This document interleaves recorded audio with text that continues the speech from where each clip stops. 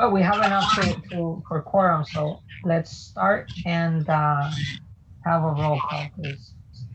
Mr. Diaz, Here. Mr. Allegretti, Present. Mr. Rice, Here. Mr. Wilson, Here. Thank you. Mhm. So it's good to see you all. It's been a little while. I'm gonna go, just if you'll take a look at the agenda and make sure that what you have, I'm gonna ask that on 5 unfinished business that we move the consideration of the TASER report to A, and then just move everything down. So do the consideration first. It's been long-standing, and so doing that first seems sensible enough and accommodate everybody. Okay. With that proposed change, let's get a motion to approve this. Sorry, Ricardo, you want 5G to be 5A, is what you're saying? Correct. I'll move today. Amendment to the agenda for tonight. Thank you very much. If there's I'll no other second. change, thank you very much, Colin. Any other changes? Okay, so let's move to approve it as is, as with a change. Do I call roll call? Yes, please. Mr. Diaz, Yes. Mr. Allegretti, Yes. Mr. Rice, Yes. Mr. Wilson. Yes. Excellent. So now that we have enough people, what we'll do then is, as you know, I sometimes get scattered, so I don't mind you guys reminding me, but I'm gonna try to move with this. I'll take it off the screen, but we'll go through the approval of the minutes, and then we'll have public participation, and then we'll come back to the business list. Obviously that you see that we have one from April last, several months ago, which as I checked over, I didn't see any particular changes. And then the one from last month also, for me, reflected where we were. So any other comments or a motion to approve these minutes?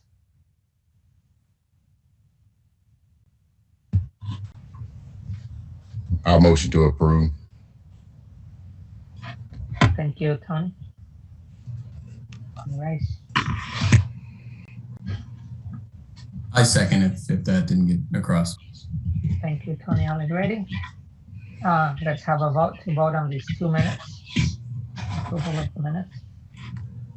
Mr. Diaz, Yes. Mr. Allegretti, Yes.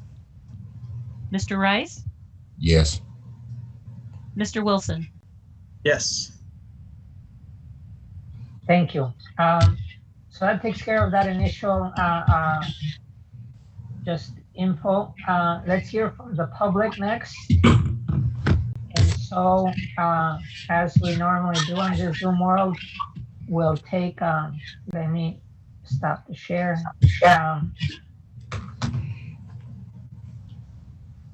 And we have under people attending, we have 2, we have 8, and 2 people have raised their hand to speak. Please add yourself, just raise your hand on that feature at the bottom. If you want to speak, we'll take as ordered here, Tracy Chung first and then C second. Ms. Chung. Hi, can you hear me? Okay, good evening, CPRB members. I guess I have would like a clarification. I'm looking at the agenda and I see the item consideration of the TASER report U19-579. Is this the February 6, 2019 TASER incident where Deputy Chief Searle suppressed the squad cam video footage that showed officer misconduct? Is this the one? Is this the one that you guys are supposed to review? That's the, yes, that's the taser review that we have scheduled for tonight. Okay. So from the description of the title, it sounds like you guys are not going to review it. I hope you are, but if you're not, what happened? And is UPD representation here today with you guys as promised from last meeting? I think Yes. Carol Mitten promised, okay, that UPD would be there. So yeah, I'm wondering if the board is just going to stop reviewing taser cases now because City Administrator Carol Mitten told you that it is not your job to vote if a taser usage is acceptable or not. I really hope you guys still continue doing what you've been doing.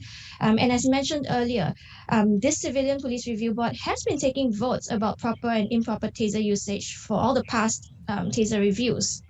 And Deputy Chief Searles himself has guided taser reviews where board members voted on taser usage. And as mentioned earlier, on July 24, 2019, CPRB did review 7 cases of taser usage and discharges, and the board did vote that all the taser usages in these 7 cases were acceptable.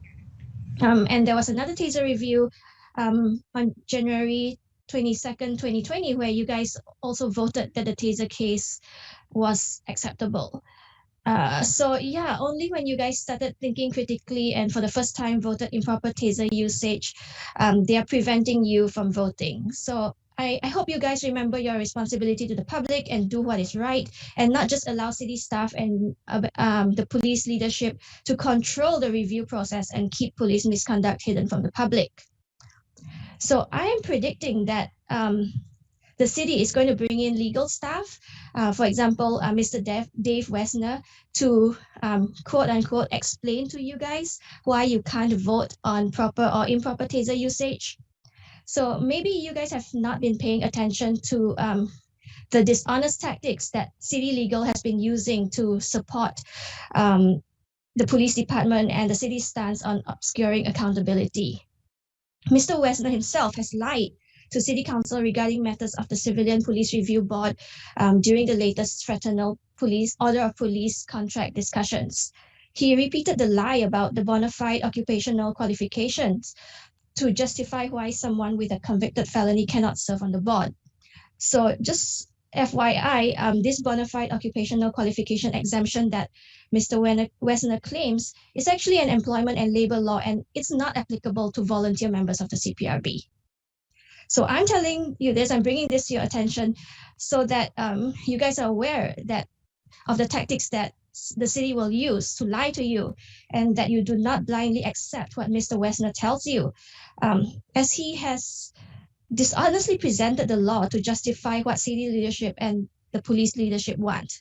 So it might happen again tonight where they bring City Legal, they bring Dave Wessner to tell you why you can't do this and why you can't do that. I hope you think critically and not just blindly take whatever he says just because, oh, he's City Legal.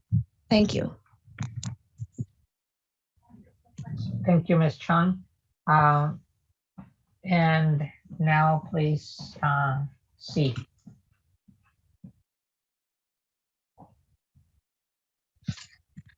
Hi, Ricardo, this is Christopher Hansen. Can you hear me okay? We can hear you. All right, thanks. Hey, so I thought, well, there's a lot of problems with CPRB. It's still a little bit unclear if you guys even realize that. I'll focus on one of them and talk about tasers tonight. So I'm guessing, since there are mostly new members here, that I'm going to go ahead and suppose that you actually haven't taken a dive into the history of the CPRB. But so the Urbana Police Department wanted to get tasers, right? And there was a lot of concern about if they would be used responsibly. And so what happened is we had some requirements. First of all, those taser guns needed to have cameras. That's written directly into the UPD policy. It was one of the contingencies for even purchasing taser guns in the first place. And then we also added into the CPRB ordinance that every single taser usage, which a usage is unholstering the taser, has to be reviewed by the CPRB. So here's what's happened in the last 2.5 years or so. In July of 2019, Deputy Chief or Lieutenant at the time, Richard Searles, just decided that we were not going to have cameras in the taser guns anymore. So they just decided that by themselves without asking this board. And then in September of 2019, Searles urged this board to stop reviewing every taser usage. And you guys did. You don't really review taser usages anymore. You actually very rarely review them at all. What have you reviewed, like 2 in the last 2 years? The problem is it's written into city ordinance that you guys have to review every single taser usage, and you're just not doing it. Now, I've brought this to the attention of the CPRB a good portion, probably half of the meetings over the last 2 years. I've brought it to the attention of the city council probably a dozen times over the past couple years, and no one cares. I mean, you're just directly violating, the police are directly violating the taser review ordinance, and no one cares. Every time I bring it up, you guys just ignore me. The city council just ignores me. No one cares. So this is how vain this entire effort is. It wouldn't matter what we wrote in the ordinance. The police would just do whatever they want. And you can see as soon as your board started to veer slightly in the direction of considering that there might be misconduct in a taser usage, all of a sudden city staff just pervert the process, and you're no longer allowed to, my understanding is you may not be allowed to make an utterance that suggests misconduct. You don't have the authority to, says Carol Minton. I'm pretty sure you can say whatever you want. And if you can pass a resolution to council, and that's the mechanism that you need to use to say that this was misconduct, and we have a resolution that this was misconduct, then do it that way. But the path you're going down sends a big, bright message to the public, people, the very few people who watch your meetings, because no one really wants to stick around watching a board that can't do anything. It just shows how bad the process is. And the message to the public is, like, no matter what happens, police oversight is going to get stomped on. And no matter what you do, if you have a valid complaint, like, someone in city staff, someone at the UPD is going to find some way to weasel out of it. And I think Tracy Trong is right. I think that's why Dave Wesner is here. She's also right. He's an established liar, just like James Simon was for the city. It seems Marlin has a track record of hiring attorneys for the cities who are established liars. We've seen them lie in court. We've seen them lie to the attorney general. We've seen the city lose court cases. We've seen the city lose reviews by the attorney general. We know they're liars. We know that they're wrong. So I don't know why you would listen to him. My suggestion is don't, and just do what you think is right. Thanks. Thank you, Mr. Hanson. We have next Emily Close. Good evening, Civilian Police Review Board members. My name is Emily Close. I live in Champaign. I haven't spoken at one of these meetings in quite a long time. First, I would like to point out that you are in violation of the Illinois Open Meetings Act for not approving the regular meeting minutes from April 28th until tonight. That meeting was 6 months ago, and you've had several regular meetings since then, so you had ample opportunity to do that. The city attorney can correct me if I'm in error, or Mr. Allegretti, you are an attorney, your opinion counts too. Second, if the incorrect pamphlets are actually circulating, that is a clear indication of just what the city of Urbana thinks of the CPRB. Not a heck of a lot. This board has no power, no authority. I believe it is an unfortunate waste of time for you as members and for the public to bother engaging with you. My optimism that new members would bring some forward-thinking ideas to this board were crushed under the boot heel of the administration of the city of Urbana. Have a good evening. Thank you, Ms. Close. For your comments, I see no one else on the list to speak. Give me just a second. Yeah, I see no more hands raised up. So thank you everyone for your contributions. It's always, there's many details that I'm glad that there are more eyes on too. if now we can go back to also looking at the other parts of the agenda. And in fact, well, maybe I don't have it, but it is old business, just switching between windows. So old business, and therefore then the consideration of this taser from last year. And so we normally have looked for the last year for taser discharges directly. And so this does involve that. Everybody's been aware of this usage, and therefore the materials have been in our portal for quite a while. So I'm trying to pull up the ordinance at the same time, which I can't see. So well, as an introduction then, we did not consider and review this taser usage in full and at one time.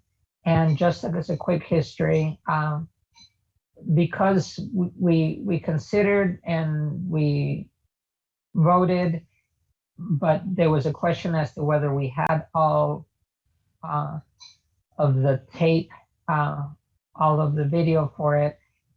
Then eventually we brought that out several months later, but we had not considered. So basically, I think Tony Allegretti, correct me if I am wrong.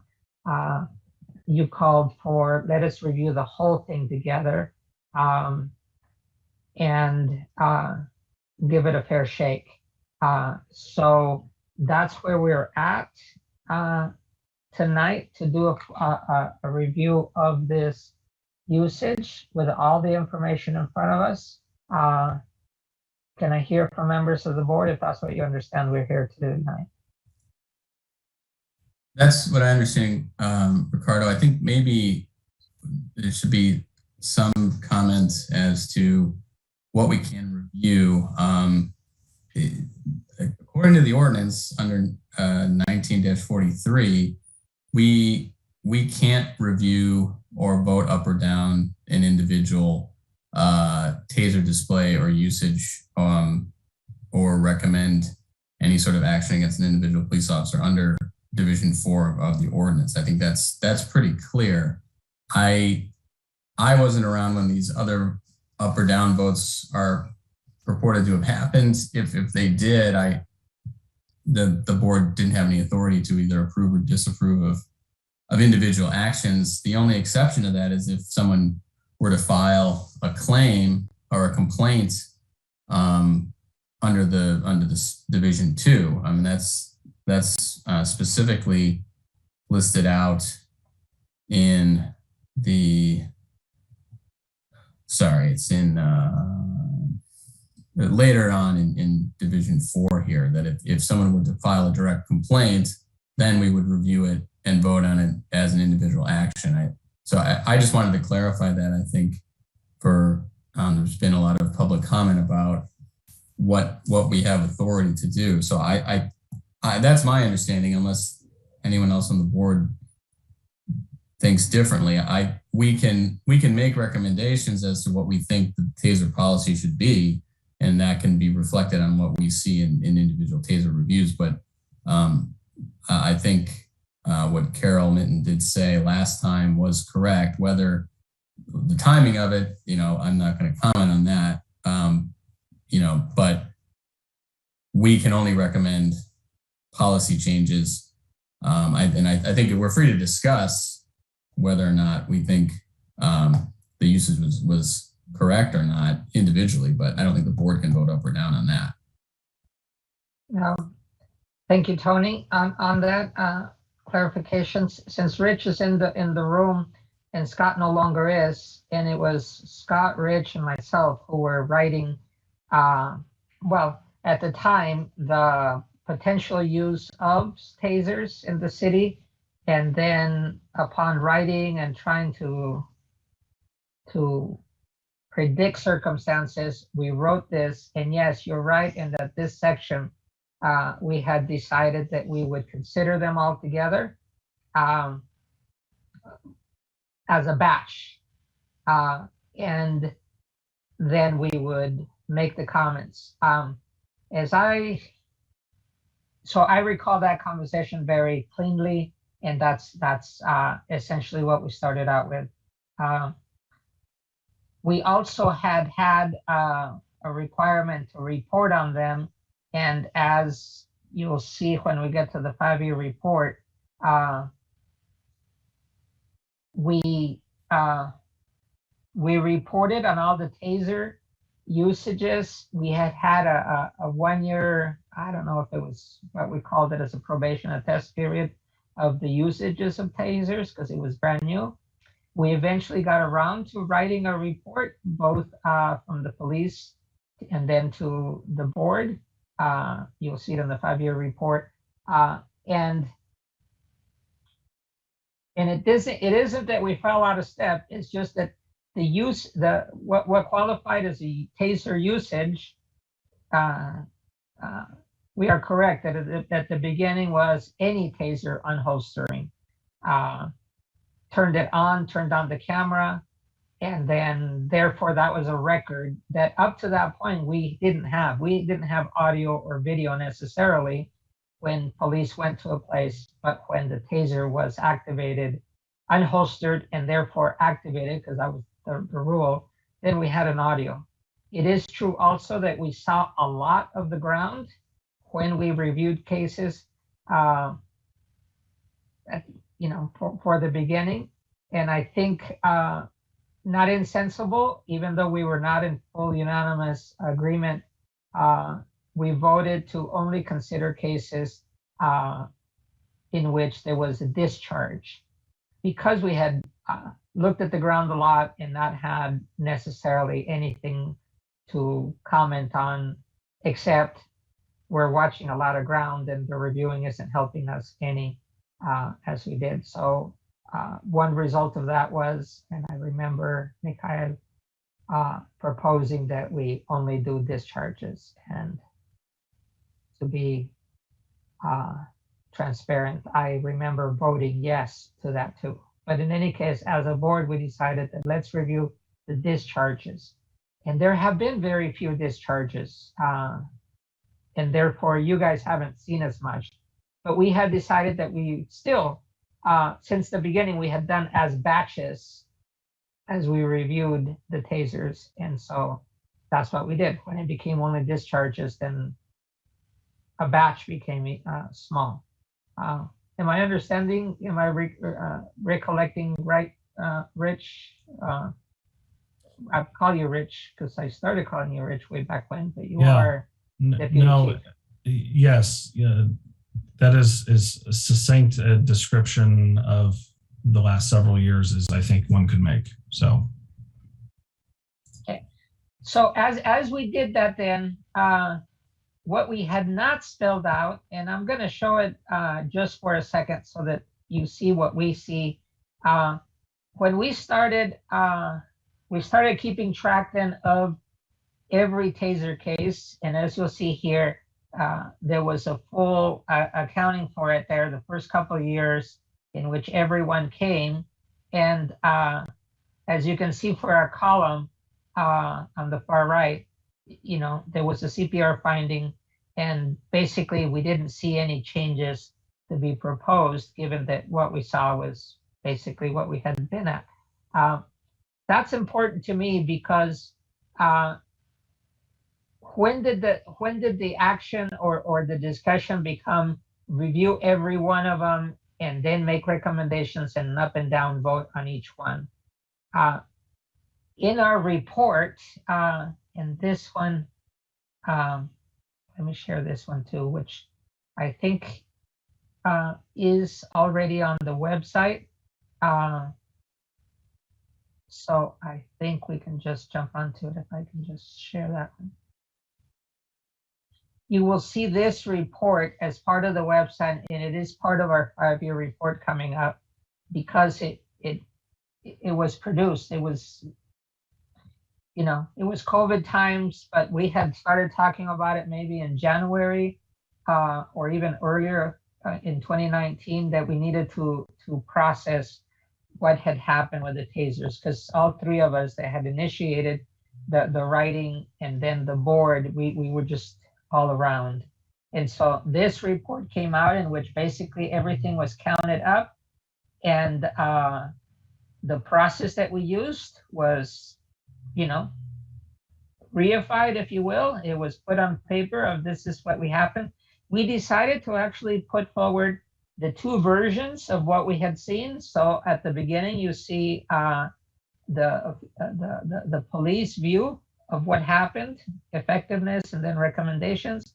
And then at the end of that same document you can download is the CPRB's writing of where we were and the people that we thanked as we went through it, because it was new ground for Urbana to both get tasers with the camera, eventually get cameras, which is what the chief at the time had told me personally that he really wanted, and he eventually got the funds so that we could get cameras.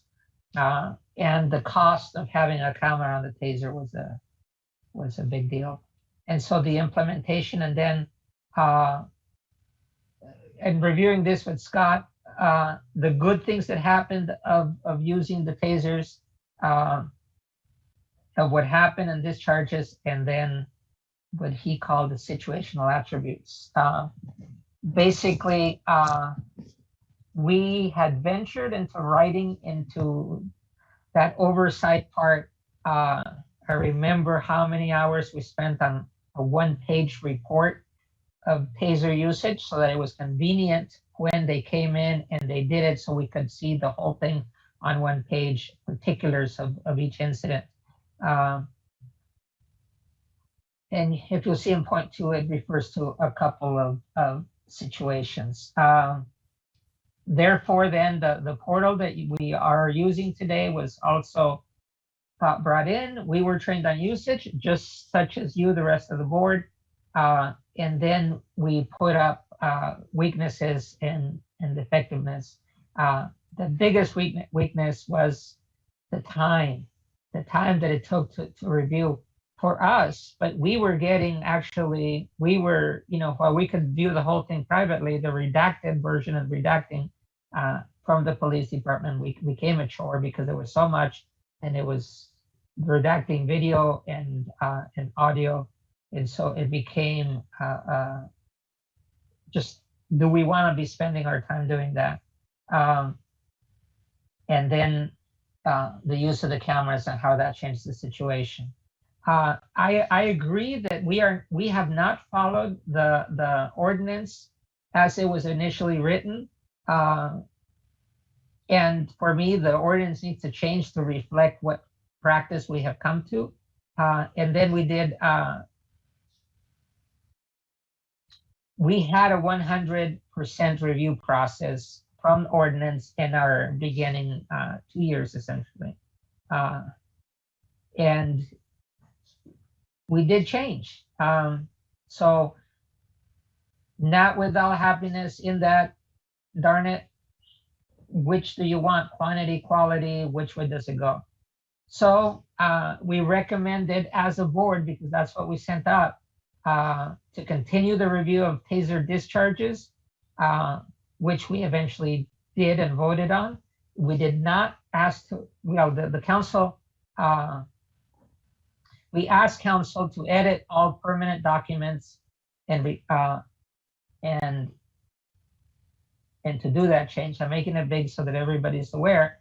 This is April of last year. And then to address deficiencies and changing all the requirements and everything that get put forward. We have not done that part. This is a good thing that we're doing today because it brings some of the issues, and we should keep notes, because for me, this is part of reviewing our whole role and our recommendations to council as to how we should function. So I wanted to make sure to give everyone this frame. It's easy to to take a long history of this type and to try to pin it as to what I think and what you think. Well, in this case, we have been thinking for quite a while on this, and I am very willing to review in the sense that what constitutes a batch of cases we never established. And since our change of only reviewing discharges, we don't have a definition for batches. For me, it's up to definition and to take the opinions of police department and us as to how to make the work useful for the intended purpose, which is the safe usage of tasers in which people are. My last comment has to do with this. The provision of if somebody's unhappy of how a particular taser usage came about, we always have the complaint process for that. And it just became part of the evidence. And this I want to make clear to everybody out there. But the moment that somebody says they're going to sue or they actually sue, then it is no longer within the CPRB purview as written in the ordinance originally. And so that we have, in many cases and complaints, we just have not been able to see anymore because it goes to court or they're, the legal sides are preparing for it to go to court, and it is no longer in our hands as to our regular process. So given that lengthy intro, I'm okay for taking all comments. Yes, we are free to speak, but I am not antagonistic to bettering the process through whatever means necessary. So I think, so that's my bit. Deputy Chief, I think you should speak if you have anything to say, and then I want to give the word back to Tony Allegretti as to then the review of this particular case recommendation. So I wasn't given specific instructions as to what to prepare for this meeting. I was just explained that a staff member needed to show up. So I think it's probably best that I sit back and listen to what folks have to say and try to respond as best as I'm able. Okay. Thank you.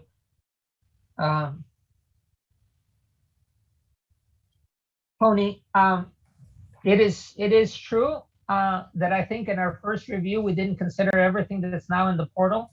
I'm open to recommendations as to how much to go through, because I think you have said that we do, we have what's written and then we do what's practiced up to now.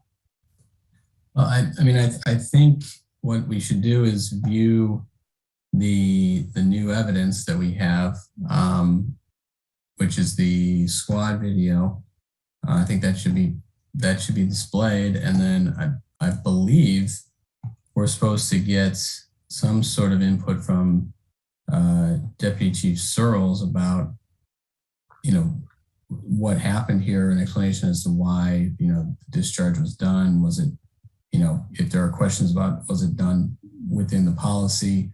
And I think fielding questions from the board on that is kind of how I envision this going. I don't know if our recommendations for policy changes, I don't know how long we want to elaborate on that, because I think that we could spend a long time in that. I have, ideas on how the policy should change, but again, I think the most important thing is to be transparent about this and display the new evidence that's we have, and hear from the police department as to what we're seeing here, or get their version of why this was done. Because I believe the first time it was displayed or played, I should say, I guess in one of our meetings, it was there wasn't a lot of comment on it, or it wasn't the proper time to discuss it. So that's kind of what I envision happening. I don't know if anyone else has any comments as to a different way to discuss this, but I think just playing the video should really be the thing that should be done tonight. everyone, I think, has had an opportunity to review the reports that were generated from this incident, to get the different opinions from the different officers that were there, to kind of round out what the video shows. So that's what I think should be done. But again, I'm open to other avenues too. I hear you in getting a fair shake, and therefore reviewing new evidence or stuff that we didn't see at that first time we viewed it.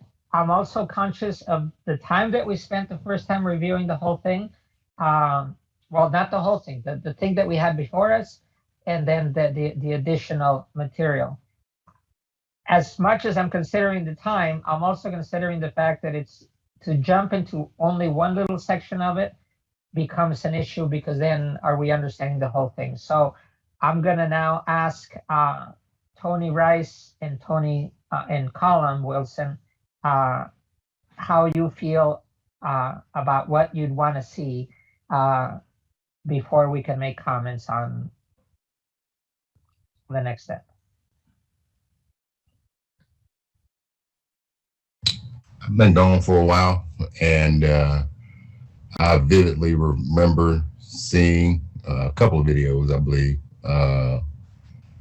I mean, I probably could use a refresher myself to be able to comment and actually have a discussion about what's actually taking place. So I'm going to agree with Tony. Yeah, we probably should, at least, if nothing else, get a refresher on the video or anything extra that we missed on the first viewing, if there was something available. Yeah, in fact, I'm gonna, before I give you back the word, Colin, I'm just gonna quickly flash what we have. One of the great results out of not just this particular incident, but the others that have accumulated, is that we have standardized and requested everything that should be in the portal when we consider a case. This is what we have in this case. We've requested all written materials and all media for cases that we have in the portal. And in the case where there is media, that there is the original and the redacted copy, actually including all documents, so that there are times at which we cannot display everything via this medium, because there's various reasons that I don't have to deal with directly into what is FOIAble, what is privacy, whatever else. But we have tried to be so that the CPRB is fully informed, but that we're ready as to what the public may see or what would be FOIAble should anyone request it. So those items are the ones that are there. And as you might see, we have 2 items, the original and a redacted video from 2/25/19. And then we have 1 video from 1/30/2020. Then we have a redacted version on 4/2. And ultimately, by 2020, when we were considering, we had material that had been both redacted and not. But so by 4/27, that is April of last year, we had then what we called the main video, and I think that's the one that came up, or that's the one that had not been fully considered by the time that we did the case in early 2020. So I could go directly to it and then go to anything else that might be derived from it, but we have to be careful on which version we show. Yes, go ahead. So the video that has not previously been displayed is not a squad car video. It is a body camera video. I think the context in which, and this speaks to what Mr. Allegretti was talking about earlier, sort of the timeline of how things worked in this particular case was initially we displayed for the board a taser camera video, and it was mostly of the ground. It was very, very short, just a few seconds long. And then Mr. Dossett said, well, I think we should see the squad car videos. So then we brought those back. And then it was pointed out, hey, I think we're missing a video from an attendee.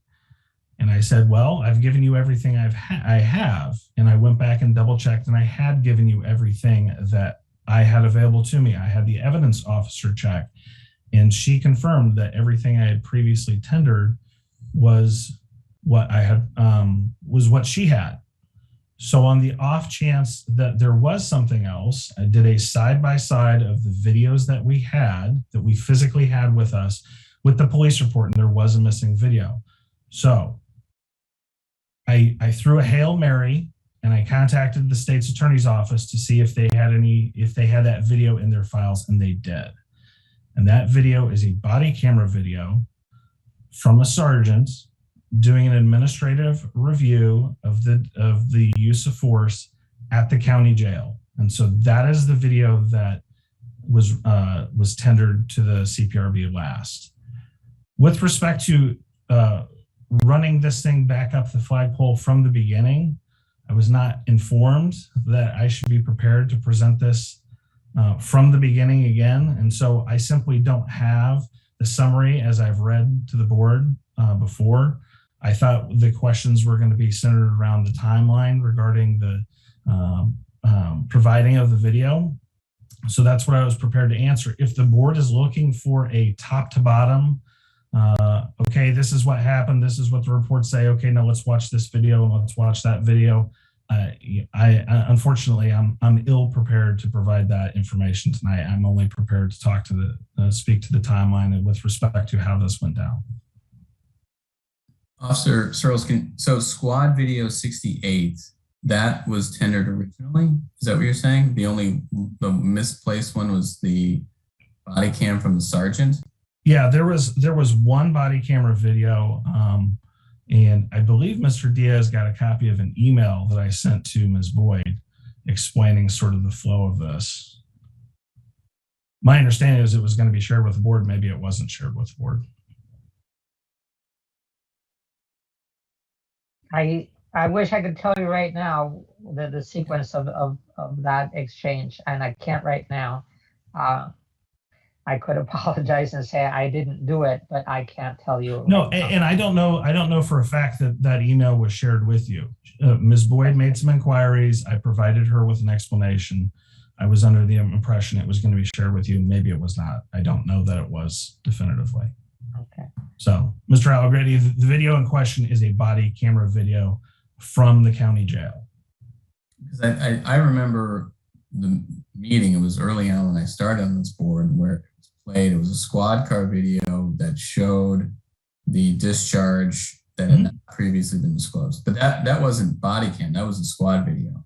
Correct. All those videos were provided. The video in question that was sort of left off the table, that was over at the state's attorney's office, but was not on our server, was a body camera video. Okay. And that was the sergeant's video. He's the one who was involved in the physical contact with No, it was an uninvolved sergeant. He was doing an administrative review of use of force. Oh. So he went to go interview. Oh, the subsequent interview, you're saying. Yeah. I see. Yeah. So if you want to do top to bottom, we can do that. I don't have all the reports and facts and figures in front of me. I certainly haven't watched the videos in a little bit of time. But if the question primarily is, and I believe it is, well, what happened and was this video left off? That's what happened. I can't explain why it wasn't on the server. I don't know if it was a tagging issue on the part of the officer. I don't know if the video fell off because that criminal case was resolved.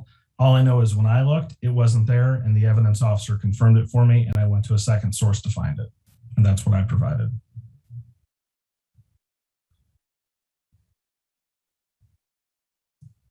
I'm more interested in doing, a review of the actual incident as opposed to where the videos were and how they got lost. It seems clear to me from reviewing the police reports and the fact that the criminal case was filed that, you know, these things were disclosed, at least to, in the criminal case, defense counsel. It didn't seem like there was anything missing here. But setting that aside, I'm more interested for the purposes of this board to discuss what happened, why it was discharged. I have some questions about, you know, that aspect more so than, you know, did these things get lost and whether or not it was, you know, how that happened. That doesn't, I don't have any interest in that. I don't know if the board does. I'm trying to stay open to everybody's comments. So if I don't see you unmute, then I'm assuming you don't have any contributions at the time. So for me, there's two issues then. A review of everything together when it comes to the particular case. And then there's the information as to where the breakdown happened. But for me, the very important thing is that as CPRB, we have asked and with Ms. Boyd set up a situation so that there is a checklist that everything is in our portal. So when we review something, there is no gap. I don't know actually what the consequences are, and I have asked what would the consequences be if somebody dropped the ball and things were not uploaded. I do know that the fuss would be created by us here because we don't have the authority to say it happened legitimately, it happened maliciously. It doesn't really matter. The fact is that we want to have everything in front of us when we consider a case so we don't have a backtracking situation. I think that has been established with Ms. Boyd. And as to who has access to the portal, that is for both security, but also further enhancement to say we're being fair because we have all the information. To me, that is a good consequence of whenever there's been a question, whether it comes from the public or from a member of the board. Shouldn't be bothering with the detail as to whether something is complete or not in the portal. So every folder that we have in there. So because that number 3 is taken care of, I think to my satisfaction, we have just the question of what happened. I think that in whichever way, Rich, there was some information, but it came afterwards because of because it was pursued, and it may or may not be relevant. But then that brings us back to the first item, which is considering this case in full. But I think you have stated that you were not ready to do that today. And while the full consideration is time consuming, I think that is what Tony Allegretti is saying. We need to do that so we can be sure that we have given this the right consideration, that is having everything before the board. Did I synthesize that correctly? Yeah, I think so. I'm a little concerned that it's going to be another delay here. What it sounds like, that this is the second meeting where this has been discussed, and you know, we had this police department not showing up. Now we have the police department showing up. I thought it was Lieutenant Coker or Deputy Coker. Taking over, and now he's not here.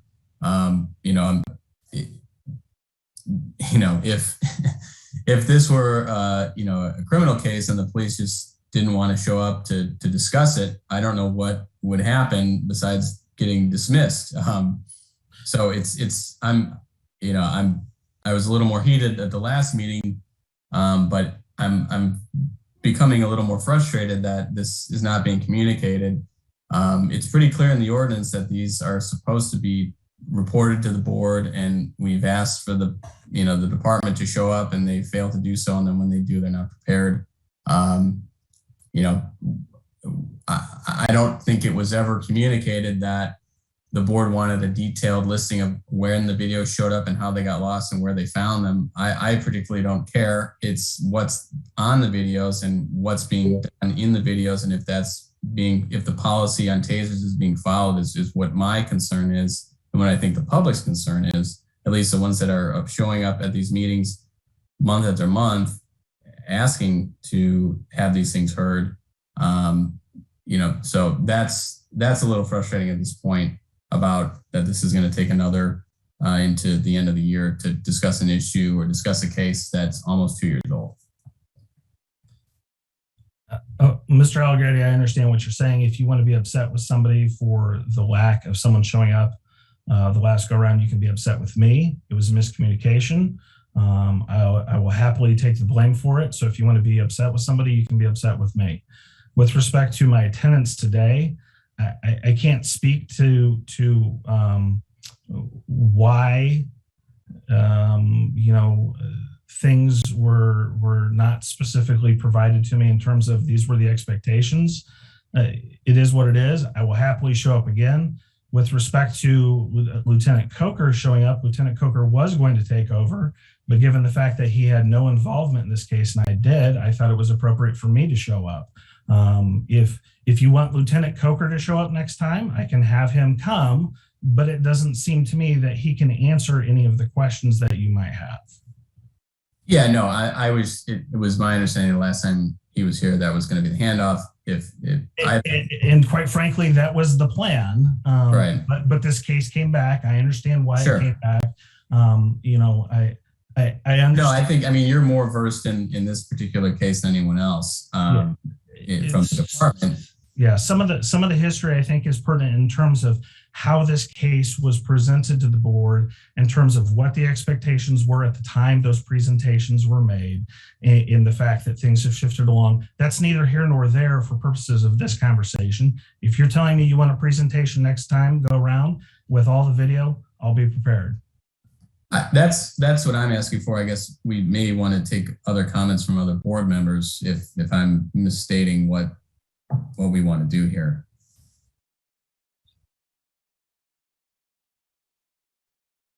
I think I'm in agreement because I saw 2 videos as well, and I know anything about a third or lost one. I just want to know that procedures were being followed. Everything was to be desired in order for the taser to be unholstered. One of them was actually discharged. I remember seeing the floor.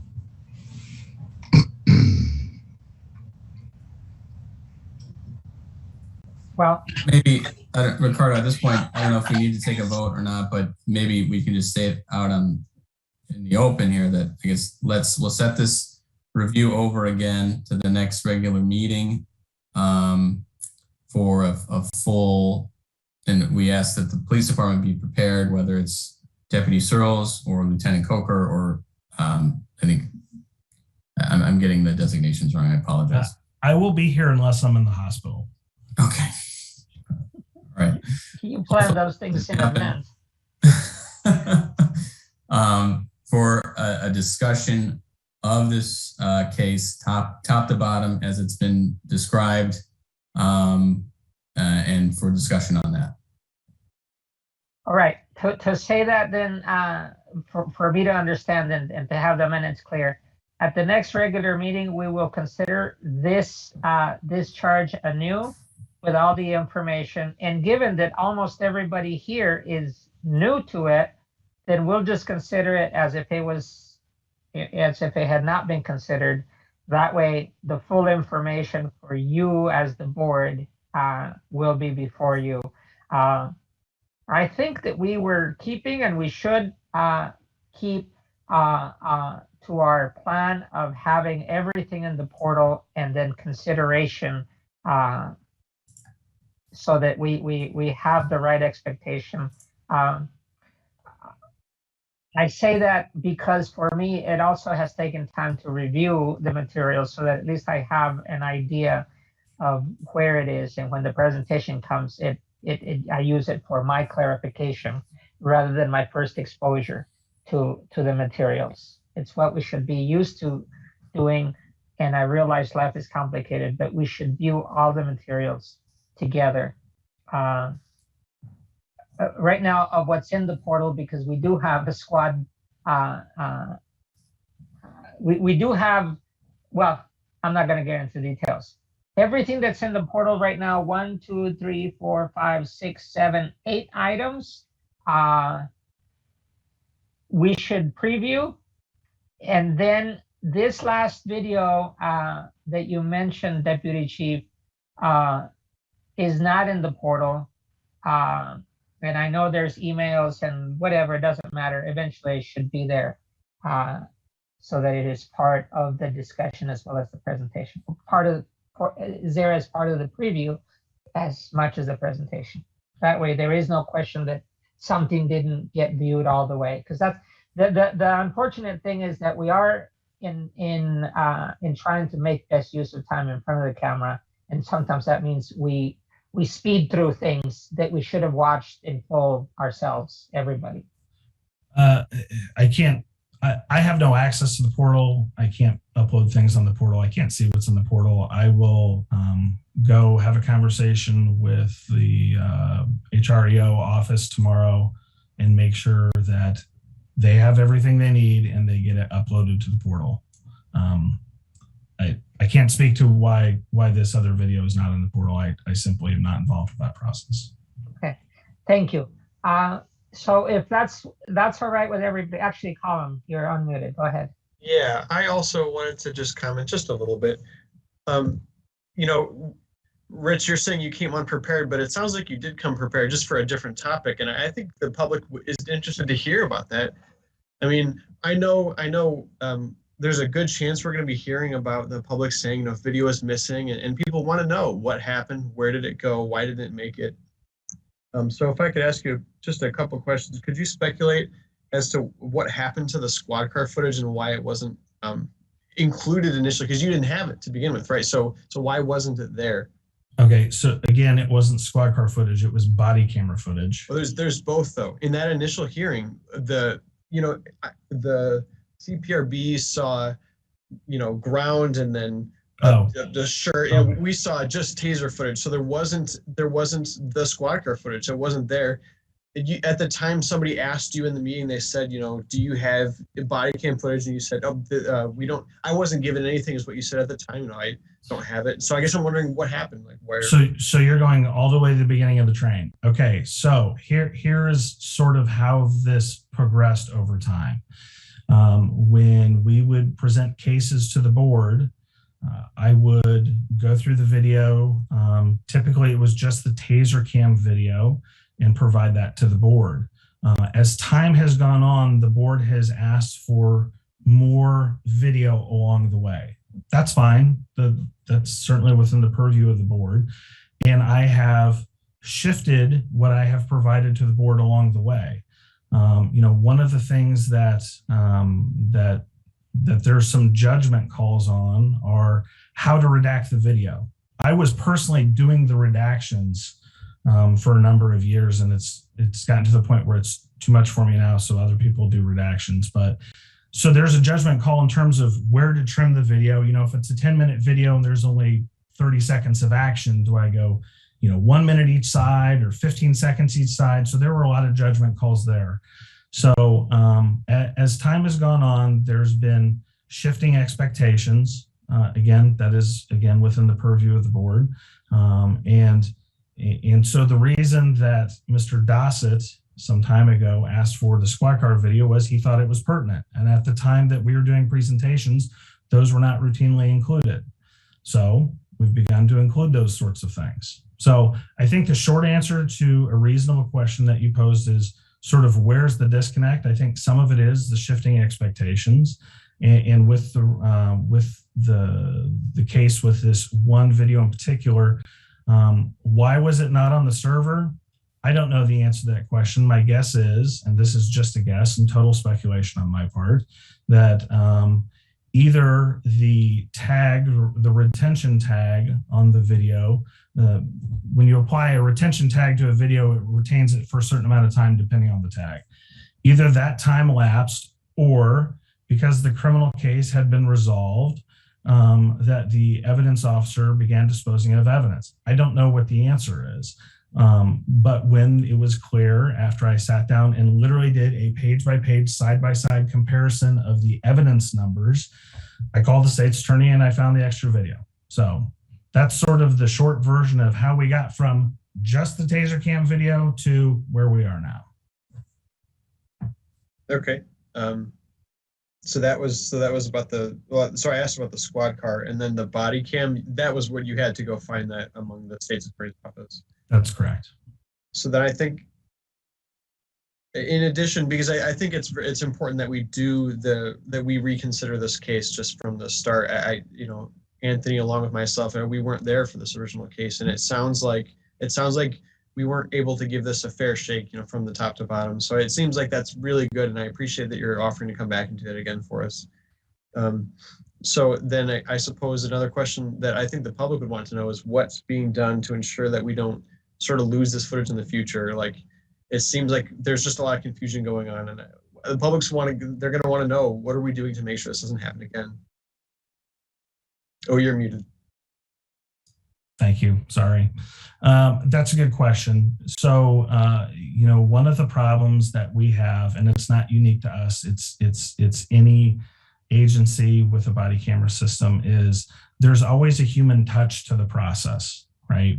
If you have a human touch to the process, there's chances that things can go wrong. In this case, the body camera video, wasn't there when I went looking for it. Now, was that because I looked too late, or was because somebody else went through a normal process? I don't know. So I think the key in going forward is have the people that are involved in sort of gathering the things do so expeditiously at the beginning of the process. That is a process that we've shifted to other staff members, Lieutenant Coker, I think the answer is just moving that search process towards the front, because we had a segmented search process throughout the course of this case, right? In the beginning, I was only looking for some video, and then we added the layer of the squad car. Okay, then I went to search for that. So, the way this sort of went down in terms of the expectations and the layers of these different things, I think just sort of compounded on itself. So, yeah. Okay. So making it clear, and this is just a question, when you say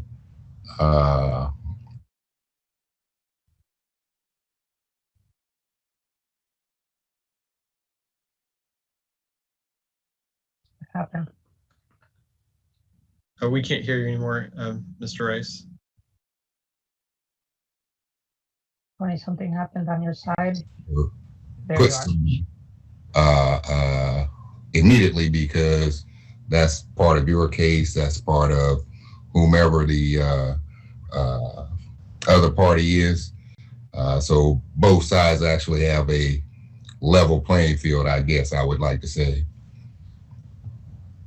I don't think we heard the beginning of that. I think we lost a lot of your audio. Could you maybe go back 30 seconds? I was just asking if in the initial stages of corralling all of the video or evidence that anything that is visual be staged or stored together, because that provides the police department as well as the citizen a level playing field. And I think that balances the books for us to look at it and get a true visual of what we see actually occurring. And that way you don't have to go chase here, you don't have to go chase there, you know what I mean? Everything in the world today is going to, like you said, TASER, you unholster, camera comes on. Body cam, it comes on. You have your vehicle cameras, everybody is cameraing everything anymore. Yeah, Mr. Rice, I think you're spot on, and I understand what you're saying, and I completely agree with you. All right, so to take the next step forward, the next regular meeting, and we'll talk dates in a little bit so you can have it,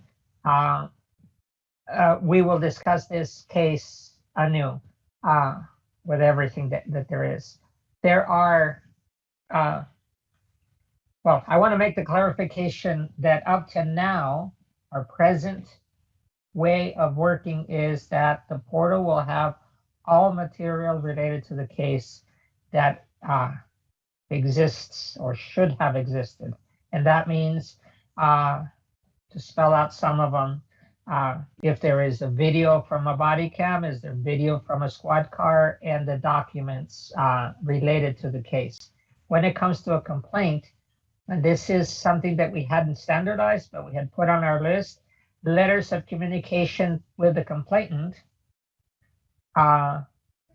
should also be scanned and put in, because we have had situations in which that has been questioned.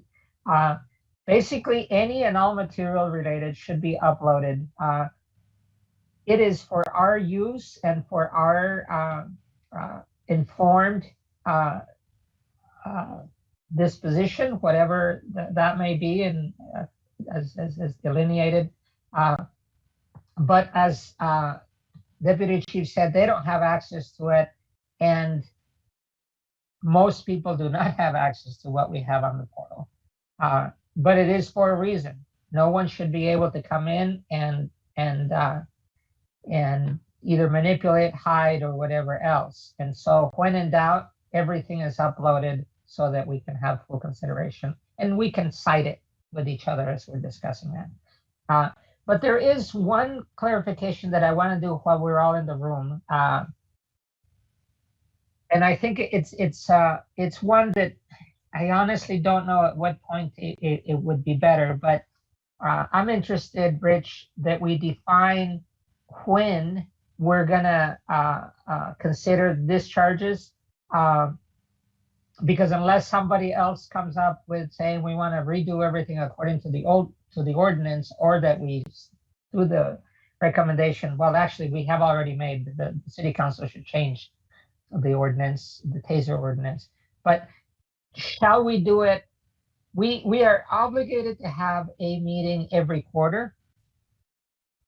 And we have been doing monthlies. Up until 2 months ago, we said, let's slow that down so we have time for appeals, which means we can consider them at our regularly scheduled meeting. That's 4 times a year. And the other meetings are off limits so that we can do the other stuff that we've been accelerating. Or we can say every 6 months, we will do a review of taser cases. Is that expeditious enough? Maybe not. But at the same time, it does give us a clear post so that both in preparation and in our own schedule, we can have it. So I'm open for, those are the 2 options I see that are viable. I'm open for anything else, but I'd like to agree while we're here together, because it does involve resources of all kinds.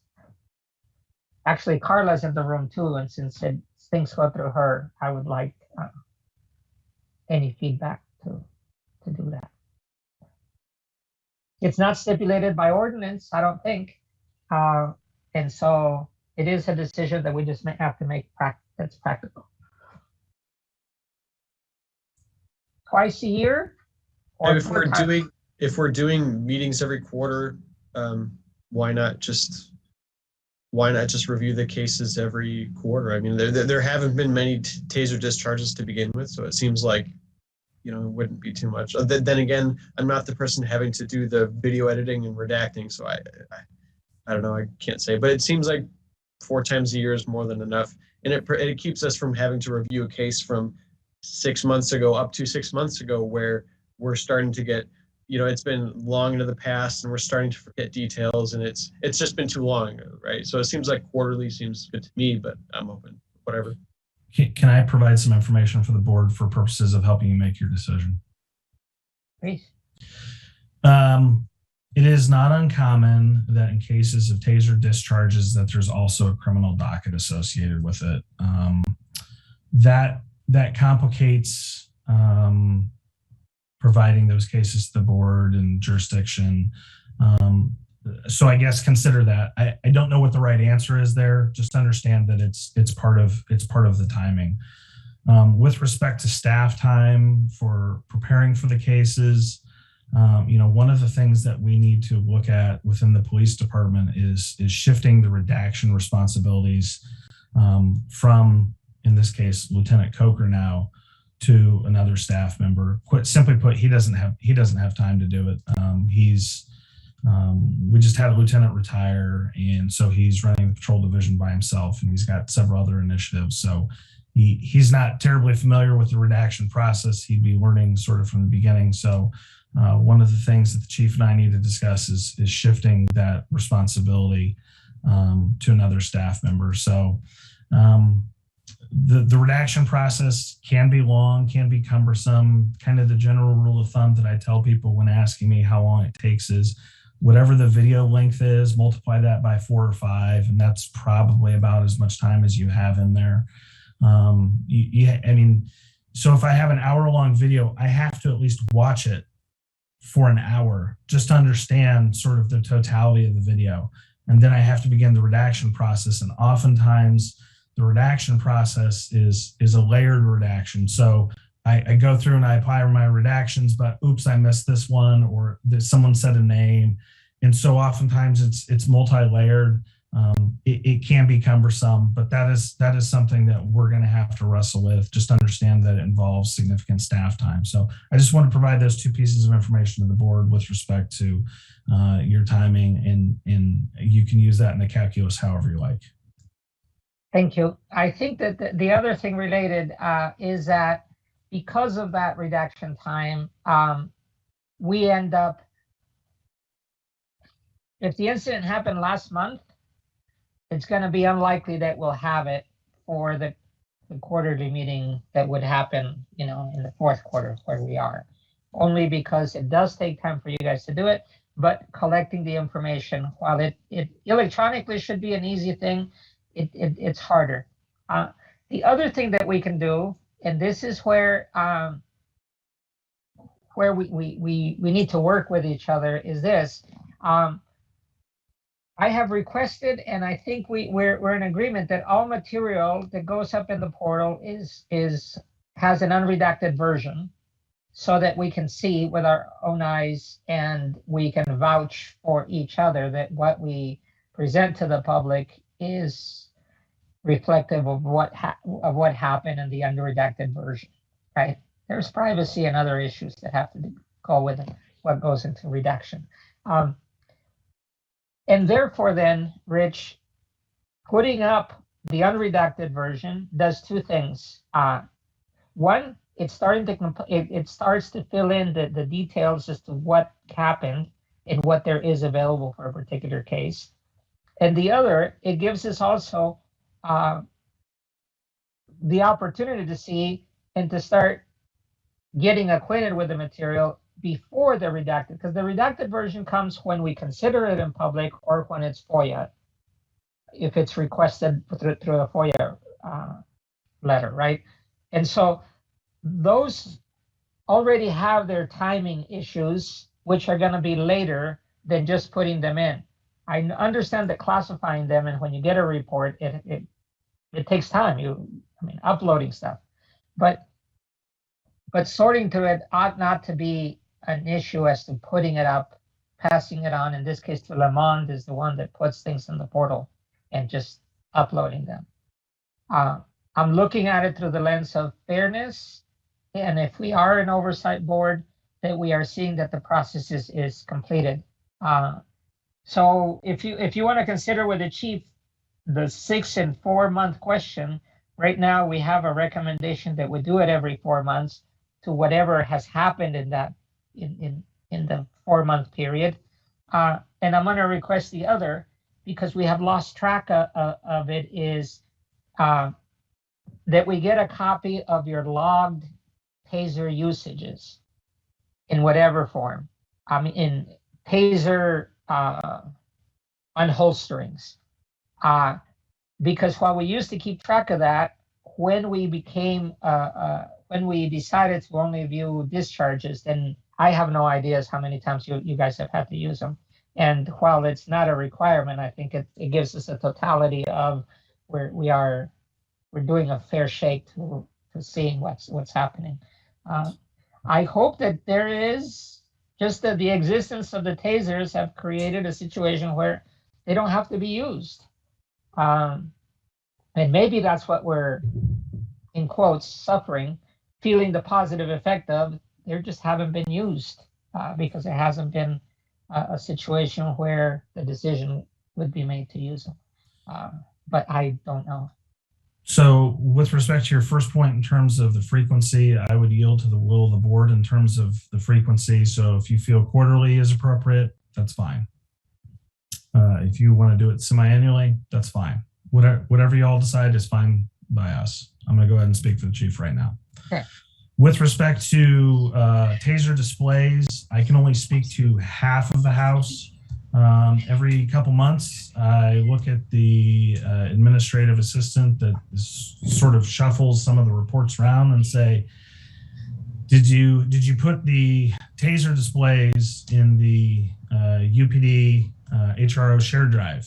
And she says yes, or she says no. And so I sort of constantly poke at that.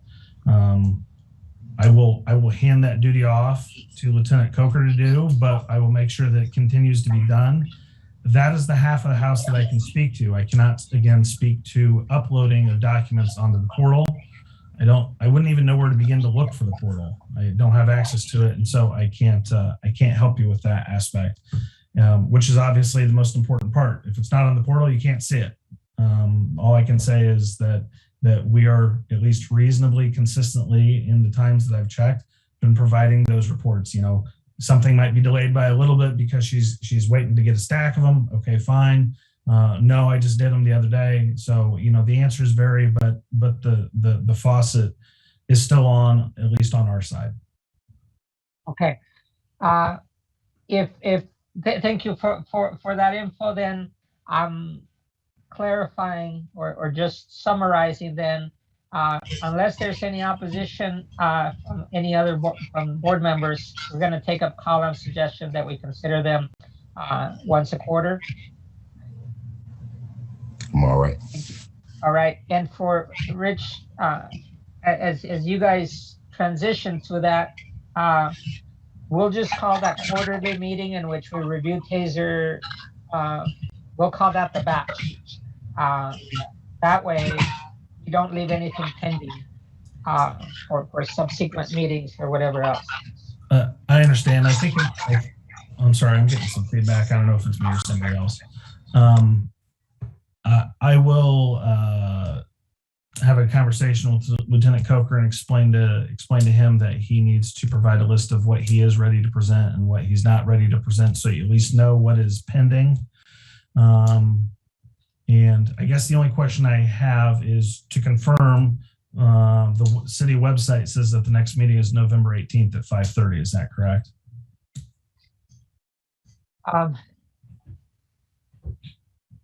Yeah. No, I don't think so.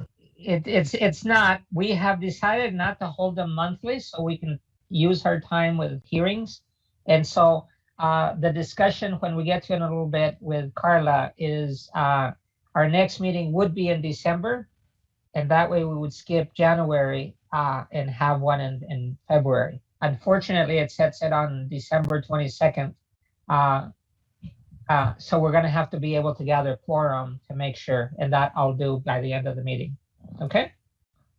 Okay. Well, then I will wait to hear when the meeting is tentatively going to be scheduled for in December, and I will be there unless I'm in the hospital. Yeah. Should it happen, we're looking at December 22nd as next regular meeting. Great. Okay. All right. I think that there is no vote as long as we have consensus and there's nothing of that sort that would qualify for us putting anything officially on the record. I don't think we have to have any votes. So is that you guys' understanding? Okay, thank you, Deputy Chief Searles. I think even having gone through this, it has, at least for me, cleaned up some of the pending stuff. I feel like I'm the cleanup guy. We're gonna do the 5-year report, we're gonna do this TASER review, we're doing, and we're gonna clean the documents so that we can do better as we go along. So thank you, everybody. We'll move up to the next part of the agenda. Okay, have a good night. Thank you. Thanks a lot. All right.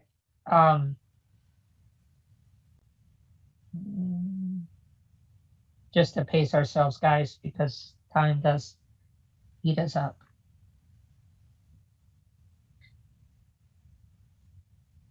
So we did 5G, which turned into 5A as agreed upon. We're gonna go through the other things. Most of these things are smallish, but I think we need to hold ourselves as I'm sending you the agenda beforehand. You know, some of these items, just I don't want to lose them, and so here they are. We'll next do the status of complaints and appeals so that we have our numbers straight. And I believe, Carla, you have that one. Mm-hmm. Can you hear me? Yes. We did have one new complaint come in this week, but after reviewing the complaint, I do believe that the Urbana office does not have jurisdiction over that complaint, but the UPD, with some of the information that's in there, they will follow up with the complainant. But as a whole, we do not have jurisdiction over the complaint. So that leaves a total for 9 this year, with 1 coming in this week. Thank you. And And can you give us just a, sorry, Okay. why don't we have jurisdiction? Can you tell us that, or is that something we need to look in the portal for? I would have you look in the portal for it. Okay.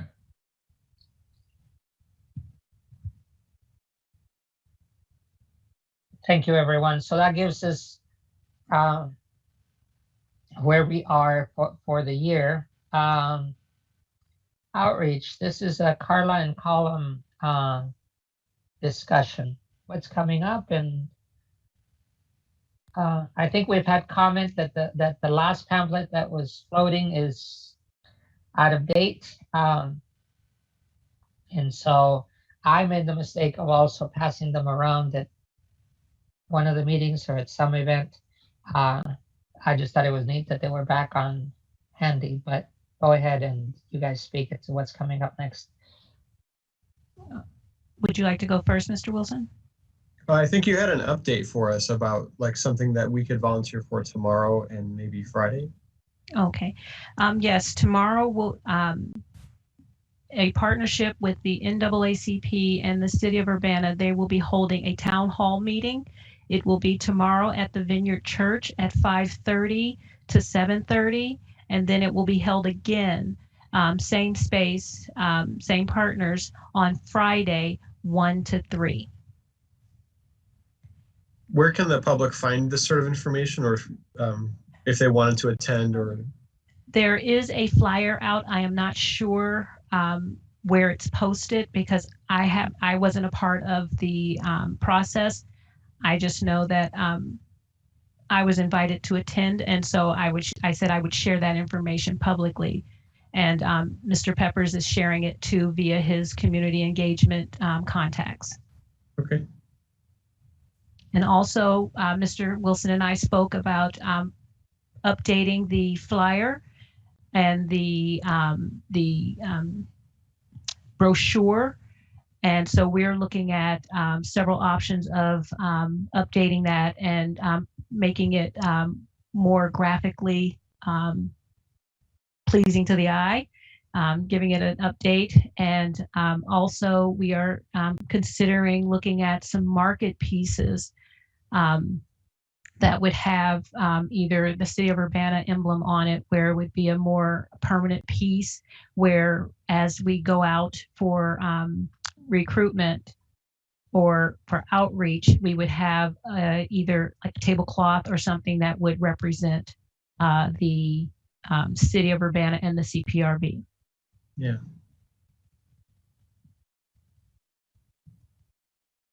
Thank you. As you guys do those brochures, Carla, if we can set back, it used to be that our names and contact info were on the main page of the CPRB city page. And right now you pointed out that they're in the PDF, but it makes it just that tad more difficult to reach us as board members. So if you can get Lamont to shift this over to you guys, I think you and where's somebody else? I had it up in just a minute. But before I forget, I just put up that town hall meeting announcement. It's on the city's webpage, and it has all the relevant information. All I had to do was type Urbana town hall meeting Vineyard, and Google found it. So turned out to be easier than I thought. Are you Appreciate planning on that. setting up a table, Carla? I am not, but I shared that with Mr. Wilson that there would probably be opportunity for networking and possibly doing some type of outreach there and recruitment there. But I am not planning to have a table because I don't believe we would have the materials ready to display a table. Mm-hmm. Well, it looks like it's a live event, masks, social distancing. It's going to be on YouTube, transmitted. What do you all think? Shoot, if you wanted, calling them up and saying, could you give us 1 minute on stage to tell them who we are and why we're there? I don't think would be out of order, but it depends on people's availability.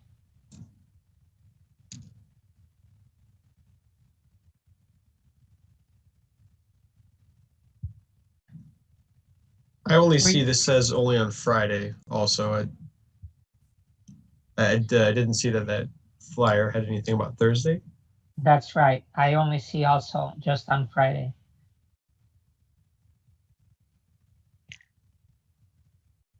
Could you please bring that back up, Mr. Diaz? Yep.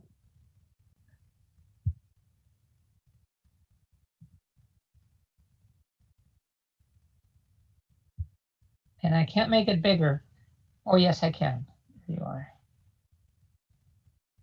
Thank you. It is my understanding that it is on Thursday at 5:30 to 7:30 also. There are 2 of these town halls for the ALPRs. Yes. This is an item that has, while you guys think of if we show up or not and how do we support, I have received calls as to state my opinion on the plate readers, and I'm going to state it publicly. There's info on both sides. It is likely that these cases would come up before us, and that's why I bring it up. It would not be unusual or surprising to me that people's disagreement with use of them or in a particular incident would rise to a complaint. So we should be informing ourselves as to some of this just so that we have a sense of where the public is. So whether we vote or whether we volunteer to show up or not to listen to a full town hall, we should put this on our radars as to something that will eventually impact us.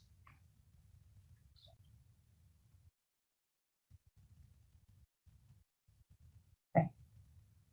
As far as being there, I wouldn't mind.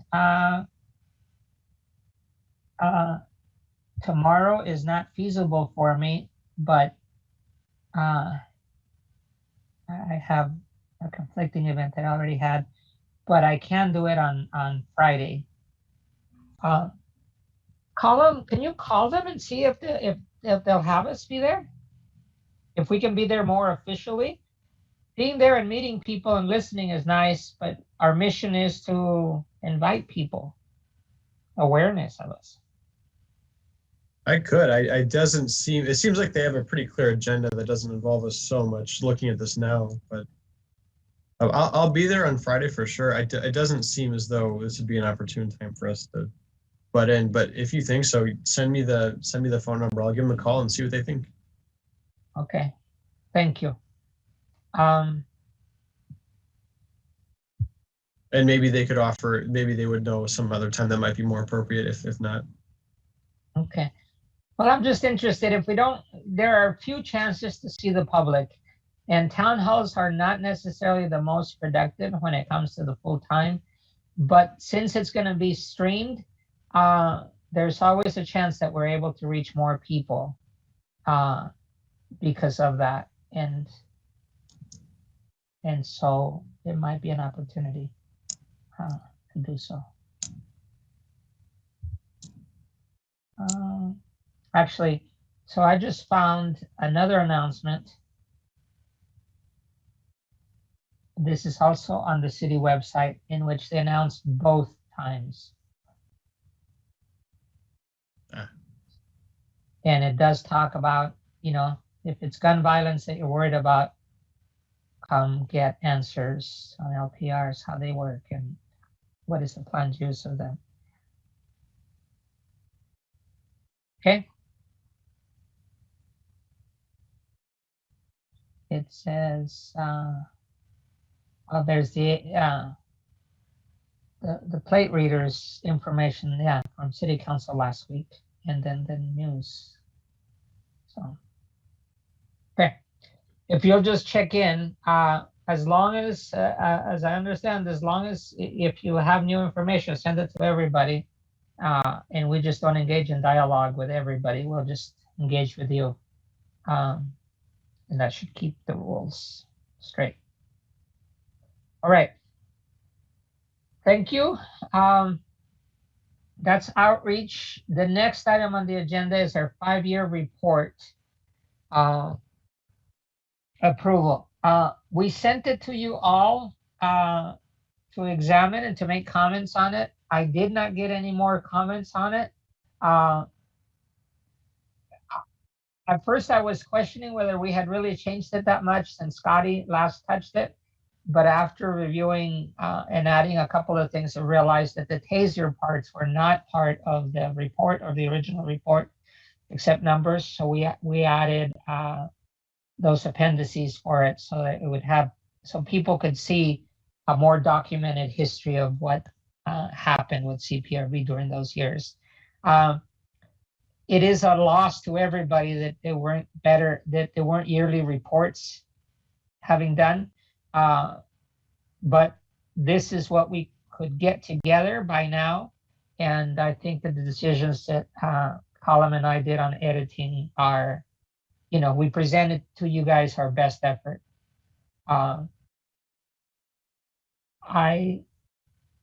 The next step for this report would be then to put it out for public review, but then to present it at City Council next Monday night.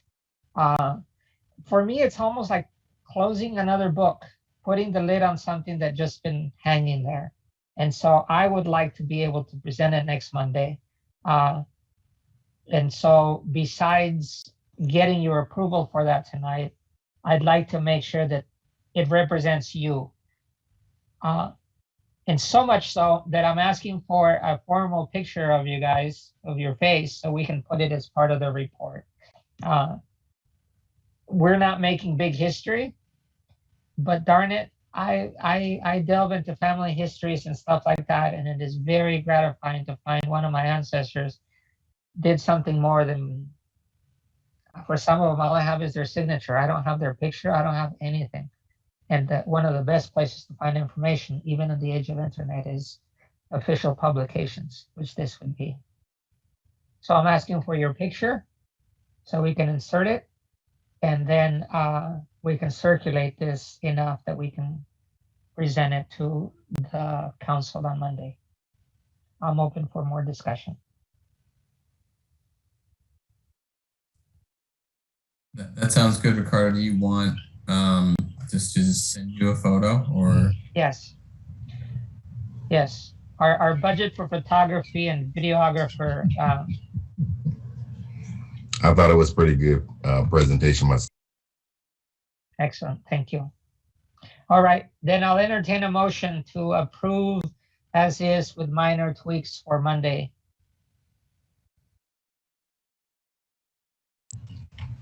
I'll motion to approve. I'll second it. Thank you, Tony. Thank you, Tony. And so let's do a roll call, even though it seems like a pain, but Carla, can you please? Mr. Diaz, Yes.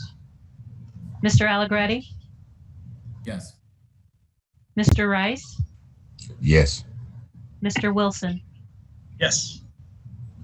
Thank you. So we're officially approving the report as was in your hands, and so we'll move it along, put those pictures in, put it out, and then it'll be part of the packet for Monday night as we present to council.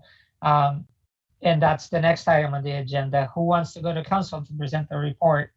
And that's related to the item after that, which is we've been asking to be on the agenda of the council every month, and therefore it seems to be like the first week is a good time to report. So if we may only have 2 minutes to come and say, we've only had one case this month and we're working on it, or it may be that we have a report or something to actually share with them. But the regularity of showing them, we had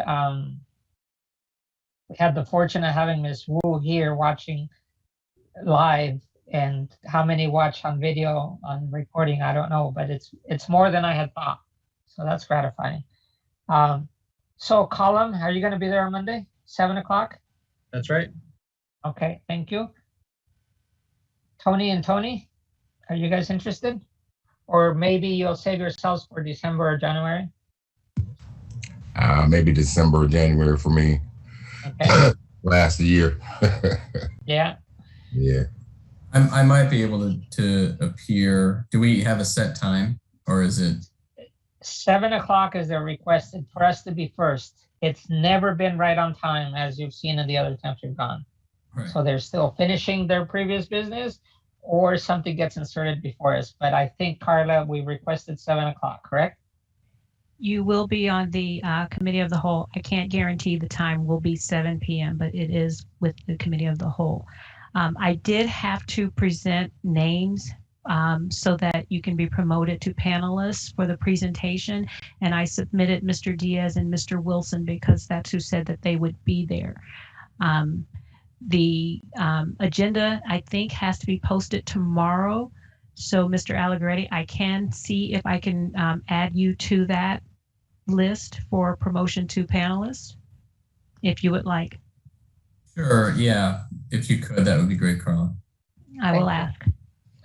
It shows good solidarity, and frankly, we're not reporting a bombshell report. We're just making them aware of those 5-year and filling in that gap. So solidarity and quick ought to be good enough. Maybe answer a couple of questions, but all right.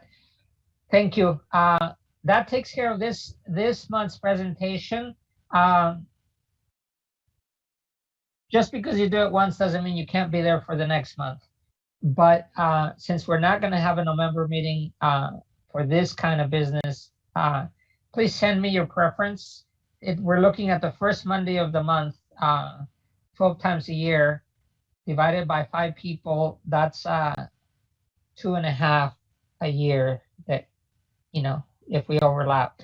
I should not go alone. I always feel like, since we're a board, one person representing it, and that would normally be the chair, but I believe in teams. And so we back each other up, even if briefly, as a show of solidarity, and then the other person can move on. So can I count on you, Tony Rice, to look at December, first Monday in December? Okay. Yes. Thank you. And then we'll see who else can join you, and that way we'll just take turns. Yep. Right? Thank you. That takes then care of, when it comes to agenda, of those older items, and now as you look at this A, B, C, and D and E, Tony Allegretti, F, is something that you were working on, and I just want to make public where we are on the procedures manual. Sure. So, yeah, as last meeting, for those who weren't there, we approved the committee of two. Me and Katrina are working on reviewing the procedures manual. We're basically just sharing the current one and commenting back and forth. It's still a work in progress. I don't have much to report beyond that. That's okay. You're working on it. But we're working on it. We're through, I'd say 15% of it. Okay. And just to rewind for us all, we know that there are changes to the ordinance that we want and that are being put together. But if we have, especially as hearings are coming up, we have something that spells it out. When we came in, essentially, there were a lot of things not spelled 1, 2, 3, 4 in procedures. And we've ended up having to agree on the fly as new situations come up. So given the experience that we've had, it's better to spell it out. And that's where Carla is coming into play. She's also been reviewing it. So if you, Tony Allegretti, and can communicate with Carla, keep me on the CC. But if you put Katrina, you can't put me in the CC. So you guys communicate, and then I'll get it from either one of you. So I we can keep the rules. Carla, I can just add you to the document so you can kind of review or see it if you'd like. I can do that. Okay, that would be fine. I have worked on the taser display process because there wasn't one in the original manual that I had. And so I've started on that process. If you like, I can share that with you. Yeah, sure. If you want to send that to me, then I'll have your email and I'll add you to ours. Okay. Or I have your email, but It's okay. It's fine. Actually, that triggers for me, column, when we go on Monday, we need to talk the report, and then we need to remind council that that the TASER ordinance was never really updated to our practice and our vote. We can just leave that pending for them to check it out, and I don't feel responsible for them doing that because it's so tedious to change ordinance. But in particular, the fact that we're now reviewing discharges as opposed to discharges and displays. Yeah.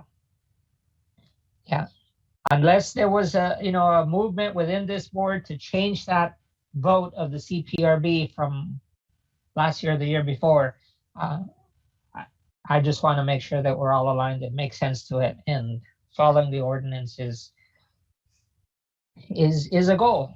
So, all right.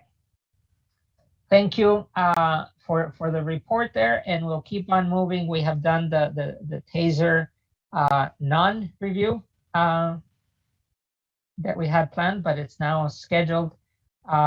Let's go on to new business.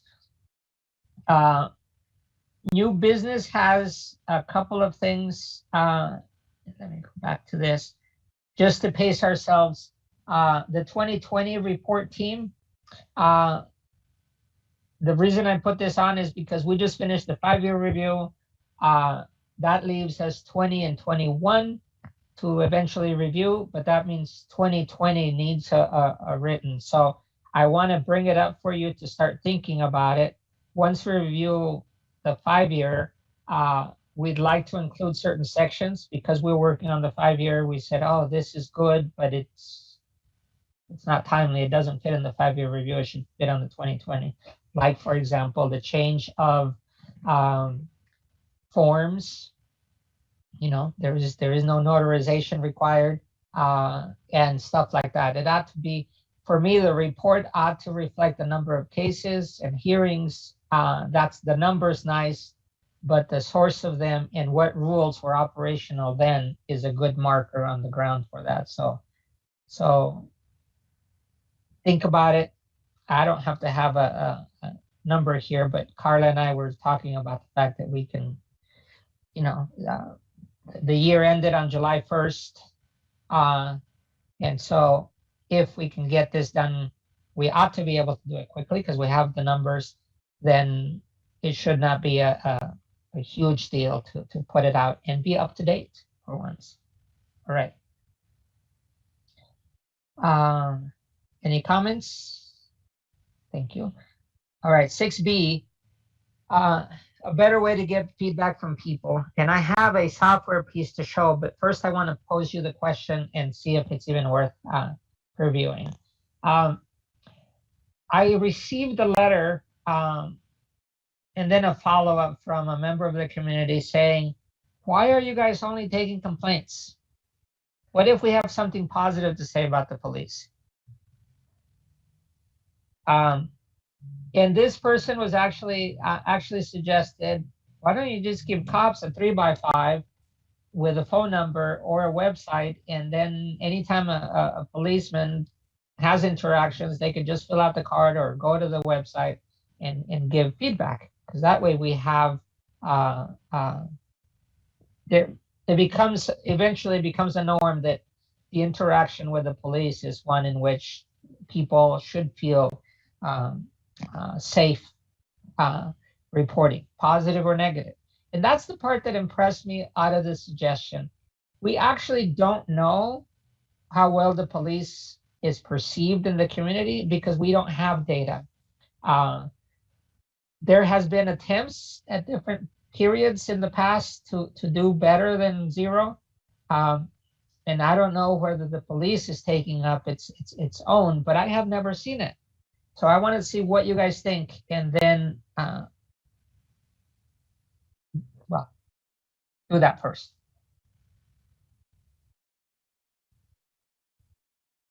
Does it matter? Is it relevant for us? I think it's relevant, and me being a citizen, I would like to think that any officer interacting with a citizen would want to know for themselves how the citizen felt within the interaction.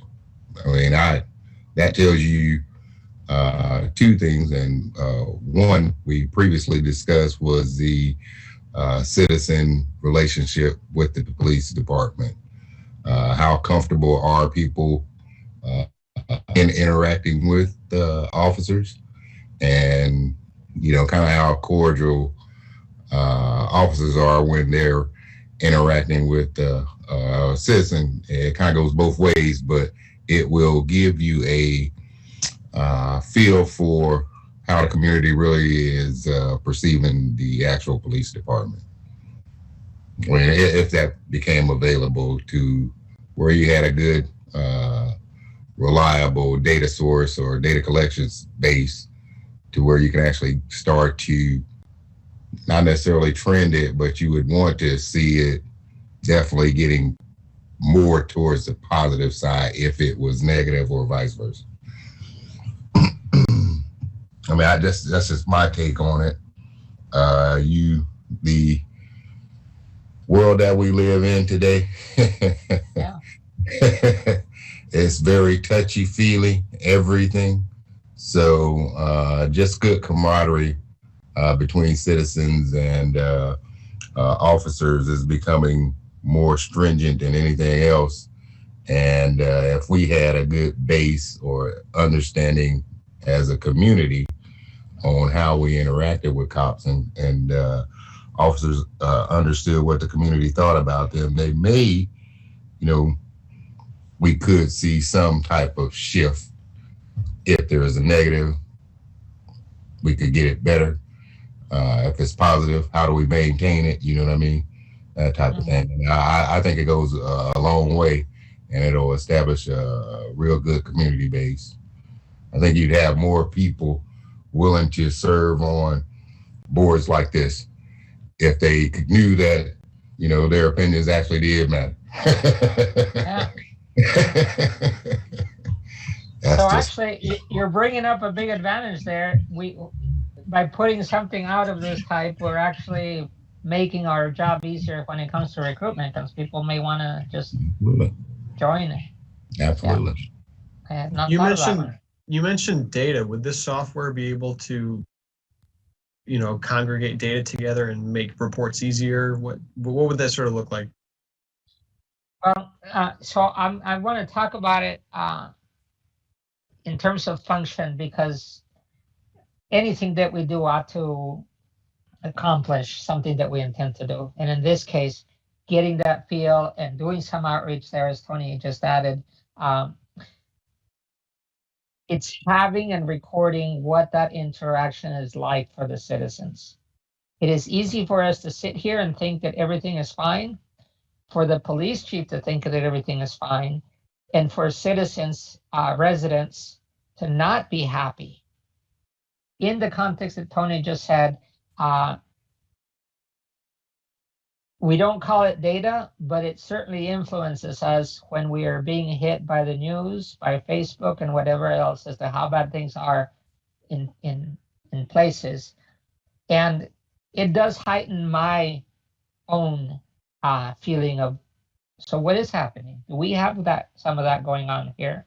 Could we have one of those cases that just is atrocious? And what it is, I've gained a lot of respect for the police just by being on this board. I have ridden with them, I have seen their training, and I have seen the way they act. On the other hand, I have also seen and heard of many times in which they're not so good. But it's a perception of a person that's in the middle, and that's all it is, perception. And I think that that's where stats, regular info makes a difference. The software collects everything. It's being offered to us for free. But as I was discussing with Carla this morning, we don't need an outsider to pick up info on us. We can set up something that would pick it up, that would pick up people's opinions, because that's all it is, an opinion. But in the aggregate, it could let us know into a part. No one knows their blind side, by definition. And I always like when somebody makes me notice something that that I had not noticed about myself, whether it's something between my teeth or my baldness. Those are already known things, but you know what I mean. So what data? Well, it depends on how we define it. What would we want to know? And is any exterior entity fit that need? Or do we not need an outside entity? Because we have 3 questions to ask. How did I do today? And do you want to come share? Maybe that's all we need. I have to tell you, the last time that we talked about this a while ago, a couple of years back, since you guys were not here, the response was, we don't have staff to process more information. And at the time, it was true for our support as board. But honestly, at this point, how many cards would come in a month? We don't even know that. How many interactions did the police have with people? That could also be a Dropbox outside of the office. Is this something that would be physical, or would it be something that they could submit online? I think up to now, it's up to our opinion to submit and perhaps operationalize ourselves. I see it as a website, but you give people a card in case the website isn't their preference. In an ideal world, I would even take a Facebook comment or a video comment, because I am very cognizant, without revealing too much, of the refugees that arrive to our town. Some of them, well, of the foreign born, we have many people related to the university with 1 or 2 PhDs. But we also have refugees and asylees that arrive, and they may not speak our language, but they may not even read their own language, sometimes because their language doesn't exist or isn't written. And so some people wouldn't have a chance to do anything except to talk to us in translation or otherwise. So I'm always cognizant of the non-literate in our ways. So that might be for me the impetus for this, because I truly believe that the foreign-born would have a hard time reporting anything to us because they don't know our system, they don't know how we do it, and trusting the system is not common in some countries, not easy. So anyway, so I'm open to whichever way, Tony. We can make the recommendation, and then the city can consider it. And if, you know, we need authorization for those things that are official. The educational part and data gathering, as far as I know, is up to us.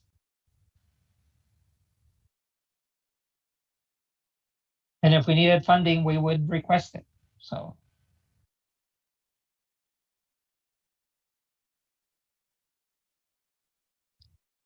I found interest in Tony Rice. I've talked to you, Tony Allegretti, and I guess I got to say last names. Rice, Allegretti, Diaz, and Wilson. I've talked to you each about this possibility, but I want to move as a group rather than as a loner.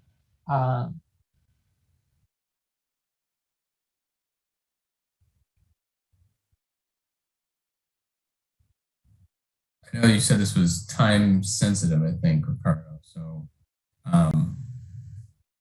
yeah, it has been time sensitive in that the offer to run this software for free can't last forever, and that's why it's time sensitive. What we do and what we choose, if we choose not to even consider an outside firm, it's okay with me, but I would want to make it time sensitive so that we are gathering that blind side that we have. So I'm talking a couple of months maybe to set it up. 2 more if we have to fund it through procedures, request, get. You know, there's ARPA money coming into all governments. They're all trying to decide what to do with it. To me, this is a noble effort.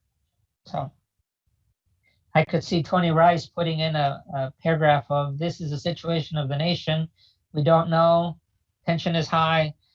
The time to do it is now before things get worse or something, right? True. Okay. My Italian side of the family says, chi tace consente. Who is quiet is saying yes. Because that's how complaints work. Whoever is happy hardly ever says anything, but whoever is not happy, they will put it forward.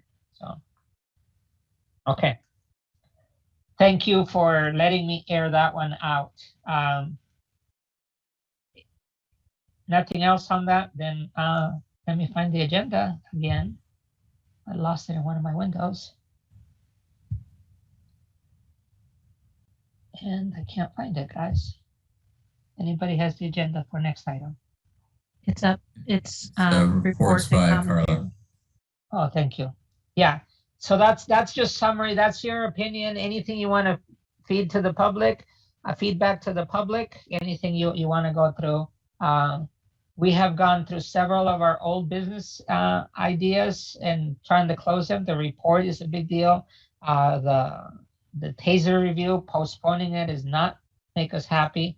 I think that's quite evident, but here we are. So anything else anyone wants to say? This is your mic. I think that for all of the public inputs and communications, everything that we just discussed today is something that's relevant to the camaraderie of citizen and officer of the peace. So from the audience, you should probably hear some ideas or acceptances of what we just previously discussed with the cards, Dropbox, website, because oftentimes I've heard at our closings, you guys get bashed all the time. The police officers and the chiefs, they knock down your words, and you don't fully get the respect as a board that you're supposed to be getting, you know. So those comments going directly to cards or things of that nature, they could field those and start to get a feel or an assessment of themselves, because everything is a self-check, right? You're your own worst critic. Yeah. So if you can get that gut check, then you'll know how citizens are really feeling, and then all the cards do is confirm yay or nay. Yeah. Actually, I've often Strong belief. used grants and awards. When somebody wins an award and they're very surprised, when you do the welcome awards in September, I'm always like impressed. Some people have no idea that they're doing such good work. They just do it, and when they're recognized in an award, they're humbled because that's not why they do it. Most people's motivation is not.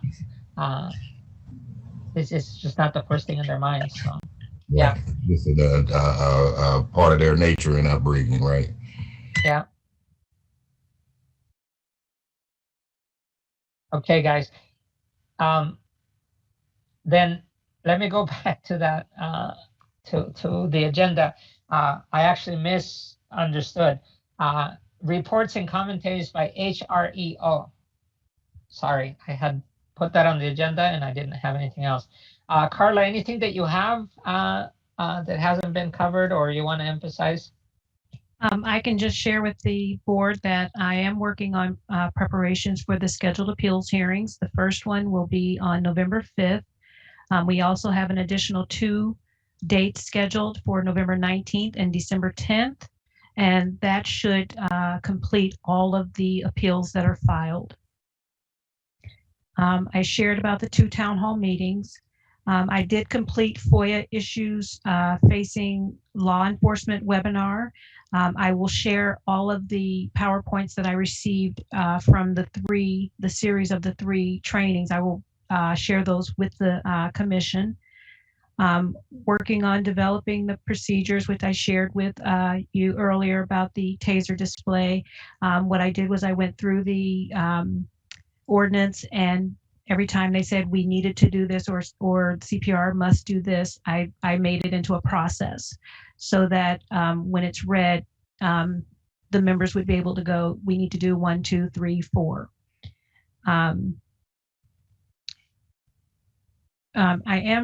You had mentioned the software. After our conversation, I was researching in-house processes to see if there was a way that we could utilize a similar process that we use with the complaints, having a commendation form that would be submitted either electronically or physically, and using that information to fill in a spreadsheet so that we could have or a database that we can regularly have information. And it would just depend on what information you would like to receive. And then we have that on the form, and then it would populate the database, and then it would be easy for you to be able to pull that information out, as opposed to going to a third party and then having to go to them to get that information. It could be something that the HRO office can do. And I will be checking with IT to see how we can best do that. But my understanding then that you're looking into it to the level of implementation of getting feedback, positive and negative from the community. In IT would then handle whatever form. Would you mind adding to that list what it would look like to do an actual paper form that the police could give to people when they have interactions? I can ask about that. Mm-hmm. You know, there's a cost for printing and for them to remember to have it all, but there's also entering. And I know it's laborious, except that in linguistic data, when we do it, it is such a pain until you look at the spreadsheet.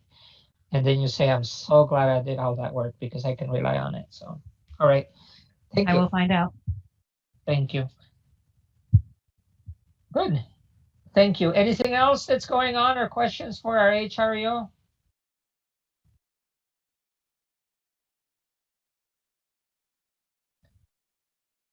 All right. No hands up. So we're moving on to, yeah, I did screen share. So on 7, then the input, I asked you if you have anything to say, this would be the time before we just go over some of the details of what happened and what's coming up.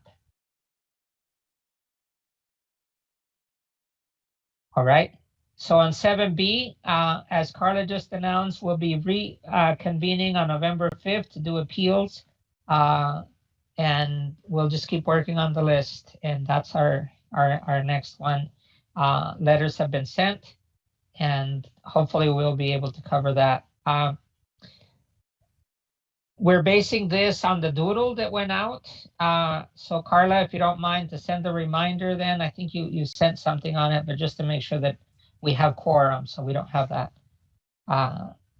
problem. And then you already gave the other dates later in November and December. I did reach out to all of the members, and everyone said that they would be there. Okay. But I can so do it as we get closer. I'll get an official again. All right, November 5th, with outside the, well, anyway, you're doing all the logistics and whatever else. That's by Zoom, right? Yes. Okay, good. 7C, anything else to add or to highlight from what we did in the meeting? Tony Allegretti, Colin Wilson, and myself are going on Monday. December's Tony Rice and one other person, hopefully, just to report to council and moving along. Anything else? All right. CPRB vacancy still exists. Everybody, we still, when you apply and fill out the form, it goes to the mayor's office. The mayor's office convenes some of us to interview the applicant, and then she decides whether to extend an offer to fill this privileged position. We need as many as we can, 7 positions are open. And while council hasn't moved on removing the restriction that we recommended, I think we've put it in there enough, and we'll continue to let them know that it should be open to everybody. And that's it. We will not have an official regular meeting in November.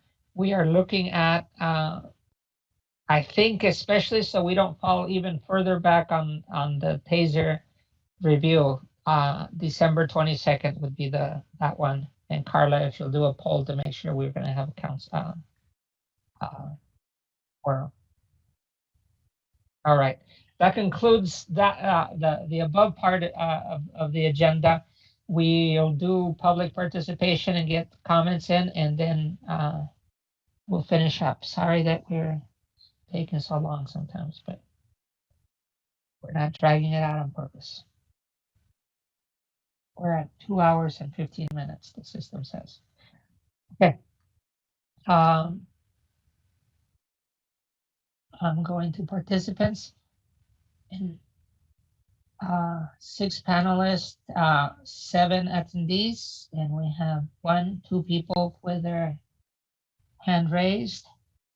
Invite everybody else that's in that room to join. We have 2 people, 3 people in the order of then Ms. Chong, Ms. Close, and Mr. C. Go ahead, please. Hi, can you hear me? Yes. Okay, hi, I'm Tracy Chong.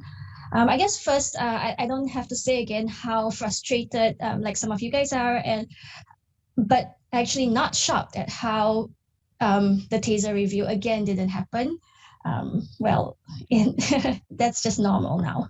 But what I want to bring to your attention is that when I saw the report, which contained a table made by Deputy Police Chief Richard Searles, the one that was presented to show the past taser reviews. I think it was Ricardo who shared his screen. It was stated in the CPRB finding column, the column labeled CPRB finding, that in each of these cases, it stated that there was no policy change recommendation. What I want to bring to your attention is that Searles' report is such a dishonest representation of the CPRB's actual findings for each of these reviews. This dishonest document was presented just to convince you guys that the board's findings had always been whether or not there was a policy change. So this is not what actually happened. And I'm going to read to you transcripts of what actually happened during these taser reviews and what the CPRB members voted on during the past taser reviews. So this is from July 24th, 2019, 7 taser reviews were performed. City Staff Preston James asked, but we need to know for the record, are we good on all the taser use? Several members say yes. Then former CPRB member Scott Dossett, this is what he said. I make a motion that the use of tasers that we've reviewed today is fine with us. Grace Mitchell then says, there's a motion for the approval of taser usage, the videos that we saw today. Mikhail Lubinsky, another former CPRB member, seconded it, and then 3 members voted A, and Chair Mitchell says that the motion carries. From January 22nd, 2020, 1 taser review, City Staff Preston James says, you still haven't voted on whether you want to say yay or nay, whether you want to approve the use. You know, you found that it was used properly or anything. Scott Dossett said, I'll make a motion to approve the use and case, whatever this case is, incident U1900579, with the caveat that if squad footage is available, we would like to see it sometime. Mikhail Lubinsky seconded the motion. The motion was carried by roll call vote as follows. Ricardo, yes. Everyone else, yes. And these are the meeting minutes for that January 22nd meeting.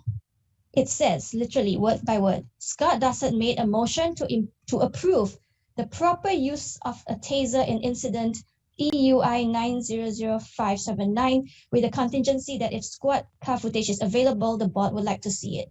And this motion was seconded. Ricardo, you were there for all these votes. You voted proper and improper use. How could you go along with the dishonesty of Deputy Chief Searles and imply that the board's finding had been just policy recommendations all along? You were there voting yes or no for proper or improper taser usage. How can you be up here like presenting this dishonest information to everyone? I am so disappointed. Are you guys, is this board concerned seeing how Deputy Police Chief Searles recorded the findings of all the past taser reviews? Are you concerned that he has complete disregard for CPRB's actual findings and he just makes up whatever he wants in his report?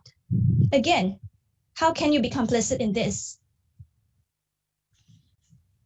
Thank you. Thank you for your comments. Emily Close. Hello again, this is Emily Close.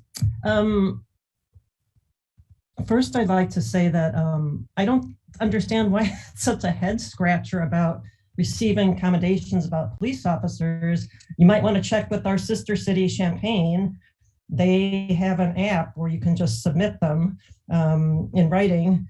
I believe it's also connected to the police complaint form, because on the first Monday of October, just a few weeks ago, Lieutenant Olmsted, who is the Lieutenant for Professional Services in Champaign, made his report, his yearly report. We talked about the number of police complaints filed and handled and the accommodations that were received. So this is, this is not rocket science. People also submit them on, they send cards in, they send napkins in. Those are considered accommodations or compliments. So I'm just kind of puzzled by why this is even taking up so much discussion when it's not complicated and other departments handle it very well. And second of all, this TASER review that scheduled almost 2 years ago. And tonight it comes down to like a Nancy Drew case, the case of the disappearing body cam video. This Friday from 1 to 5 p.m. at Vineyard, there's going to be a 4-hour town hall meeting where people will be giving feedback about automated license plate readers. I hope it's not lost on you tonight after listening to Deputy Chief Searles go on, why people are so skeptical of automated license plate readers. It's because tonight's a perfect example of how the police don't know how to manage data, don't know how to track it, can't follow directions. And it's perfectly understandable to me for people to think it's going to be misused. For example, tonight when you actually questioned Lieutenant or Deputy Chief Searles, you really had him on the hot seat, and it was really quite impressive and refreshing and exciting because he couldn't really answer any of your questions. For example, you expected Lieutenant Coker to be here tonight, and first he said that there was some kind of a mix-up, and then later he said, oh, he doesn't have time to do this. Someone retired, and it didn't sound like he was ever supposed to be there. So if you want to just show this meeting, or show this meeting as a video on Friday for like 20 minutes or half an hour or an hour, that would be a perfect example to people who are on the fence about this, about why we shouldn't trust the Urbana Police Department and Flock to handle this data. It's because they're not capable of handling this data. They're not capable of safeguarding the public. Thank you. Thank you for your comments. Last person, Mr. C. Hello, this is Christopher Hansen again. So this isn't the first meeting where the CPRB chair just clearly stated that you guys can violate the CPRB ordinance at will. It doesn't matter what the ordinance says or what the policy says, you just do whatever you want. And Ricardo spoke about this because he was part of the CPRB back when they made that unlawful decision. You can't just change ordinances whenever you please. And the rest of you three just stayed silent on it. And that's what everyone's been doing for the last 2.5 years or 2 years since that decision was made. Tony Allegretti, you're a smart guy, you're an attorney, you know this is wrong, but you didn't say anything about it because it's more convenient just to stay silent. Carla Boyd is fully aware that you guys aren't following your ordinance on TASER review, and she stays silent on it because it's convenient to her. I don't know how you guys expect the public to trust you when you can just blatantly violate your own ordinance and get away with it. None of you actually seem to care about right or wrong, and none of you can be trusted to speak up when it comes to matters of misconduct. This tonight is an example. You can't even keep yourselves in line. By your actions, your purpose here seems to be to give the public the appearance of police oversight, when in fact there is none. To the public out there listening, if there are any of you, I doubt there are, I implore you, do not expose yourself to this police complaint process. You will only come out damaged. The police and the mayor will send people to attack you and no one will do anything about it. You're in this all alone and everyone wants this process to fail. That TASER findings document that you pulled up, Ricardo, what the hell was that? That's not an honest representation of what votes were actually being taken at those meetings. That document is a lie. You're lying to the public when you show that document. You should correct that and apologize. That's not what happened at those meetings. You guys voted on improper or proper conduct or misconduct on TASER usages. You didn't vote on policy recommendations. That's a lie. I hope you guys know, and I've told you, and I've told other people, Richard Searles was being sued for fabricating evidence. The person who advises you at this meeting was being sued. They arrested two guys. These two gentlemen spent a year in jail, and after a year, they were finally released when it was determined that there was no significant evidence to even charge them. And now the city of Urbana, along with Richard Searles, is being sued for fabricating evidence. Now, I don't know the current status of that lawsuit, but that's pretty damn telling. And in fact, I tried to find information on that lawsuit through a FOIA request, and I can't get it. And by the way, the city continues to lose FOIA lawsuits, and I don't know why none of you seem to care about any of this. You don't really talk about it. I've tried to bring up FOIA with this board repeatedly, and you guys just tell me it's none of your business to talk about FOIA. I don't know. The police complaints issue, if you want to take commendations, in theory, that's fine, but I'll tell you what happens in Champaign. What they do is they make it very, very difficult to submit a police complaint, just like you guys do it here in Urbana. You've set up all these interesting roadblocks, and for the last several years, you just keep denying police complaints, and I've exposed that pretty extensively.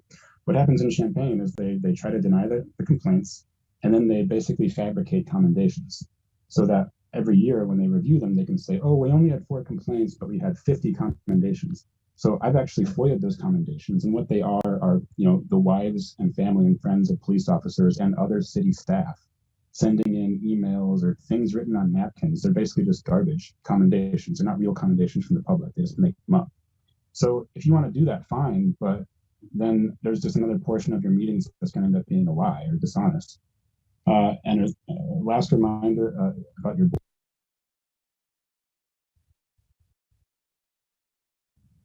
Oh, I think we lost you, Chris. Can we put him back on and give him? Yeah, can we get him back? Yeah, there he is. Thank you. Sorry, who muted me? Because this happened at another meeting. Well, you're back on, Chris. Well, I'll find out, but this is... I don't know where I got cut off. It'd be nice if someone could just say something rather than hitting the mute button. It's the last 10 So we heard seconds. everything but the last 5 seconds, I believe. So take 10. The last thing I wanted to say was in regards to your board vacancies, there have been people who have applied and the mayor has denied their application. So you guys don't have trouble getting interest in your board. It's just people don't apply because they know it's pointless, or they do apply and the mayor denies their applications. And I don't know why you guys don't think that's a problem. Thanks. Thank you for your thoughts, for your opinions, and also for being involved. I thank you, each one, members of the board and staff and public, for being here. It is not easy to go through situations in which we either haven't gotten all information or haven't. It amazes me that in this electronic age, we're still capturing things slowly, but I do believe in the value of the public and the value of people volunteering for the board, and I very much appreciate our involvement, because it means we're interested enough to not let things be as they were, but we're trying to better them. I'll now entertain a motion to adjourn. I'll move to adjourn. Thank you. So moved. Second, please. I'll second.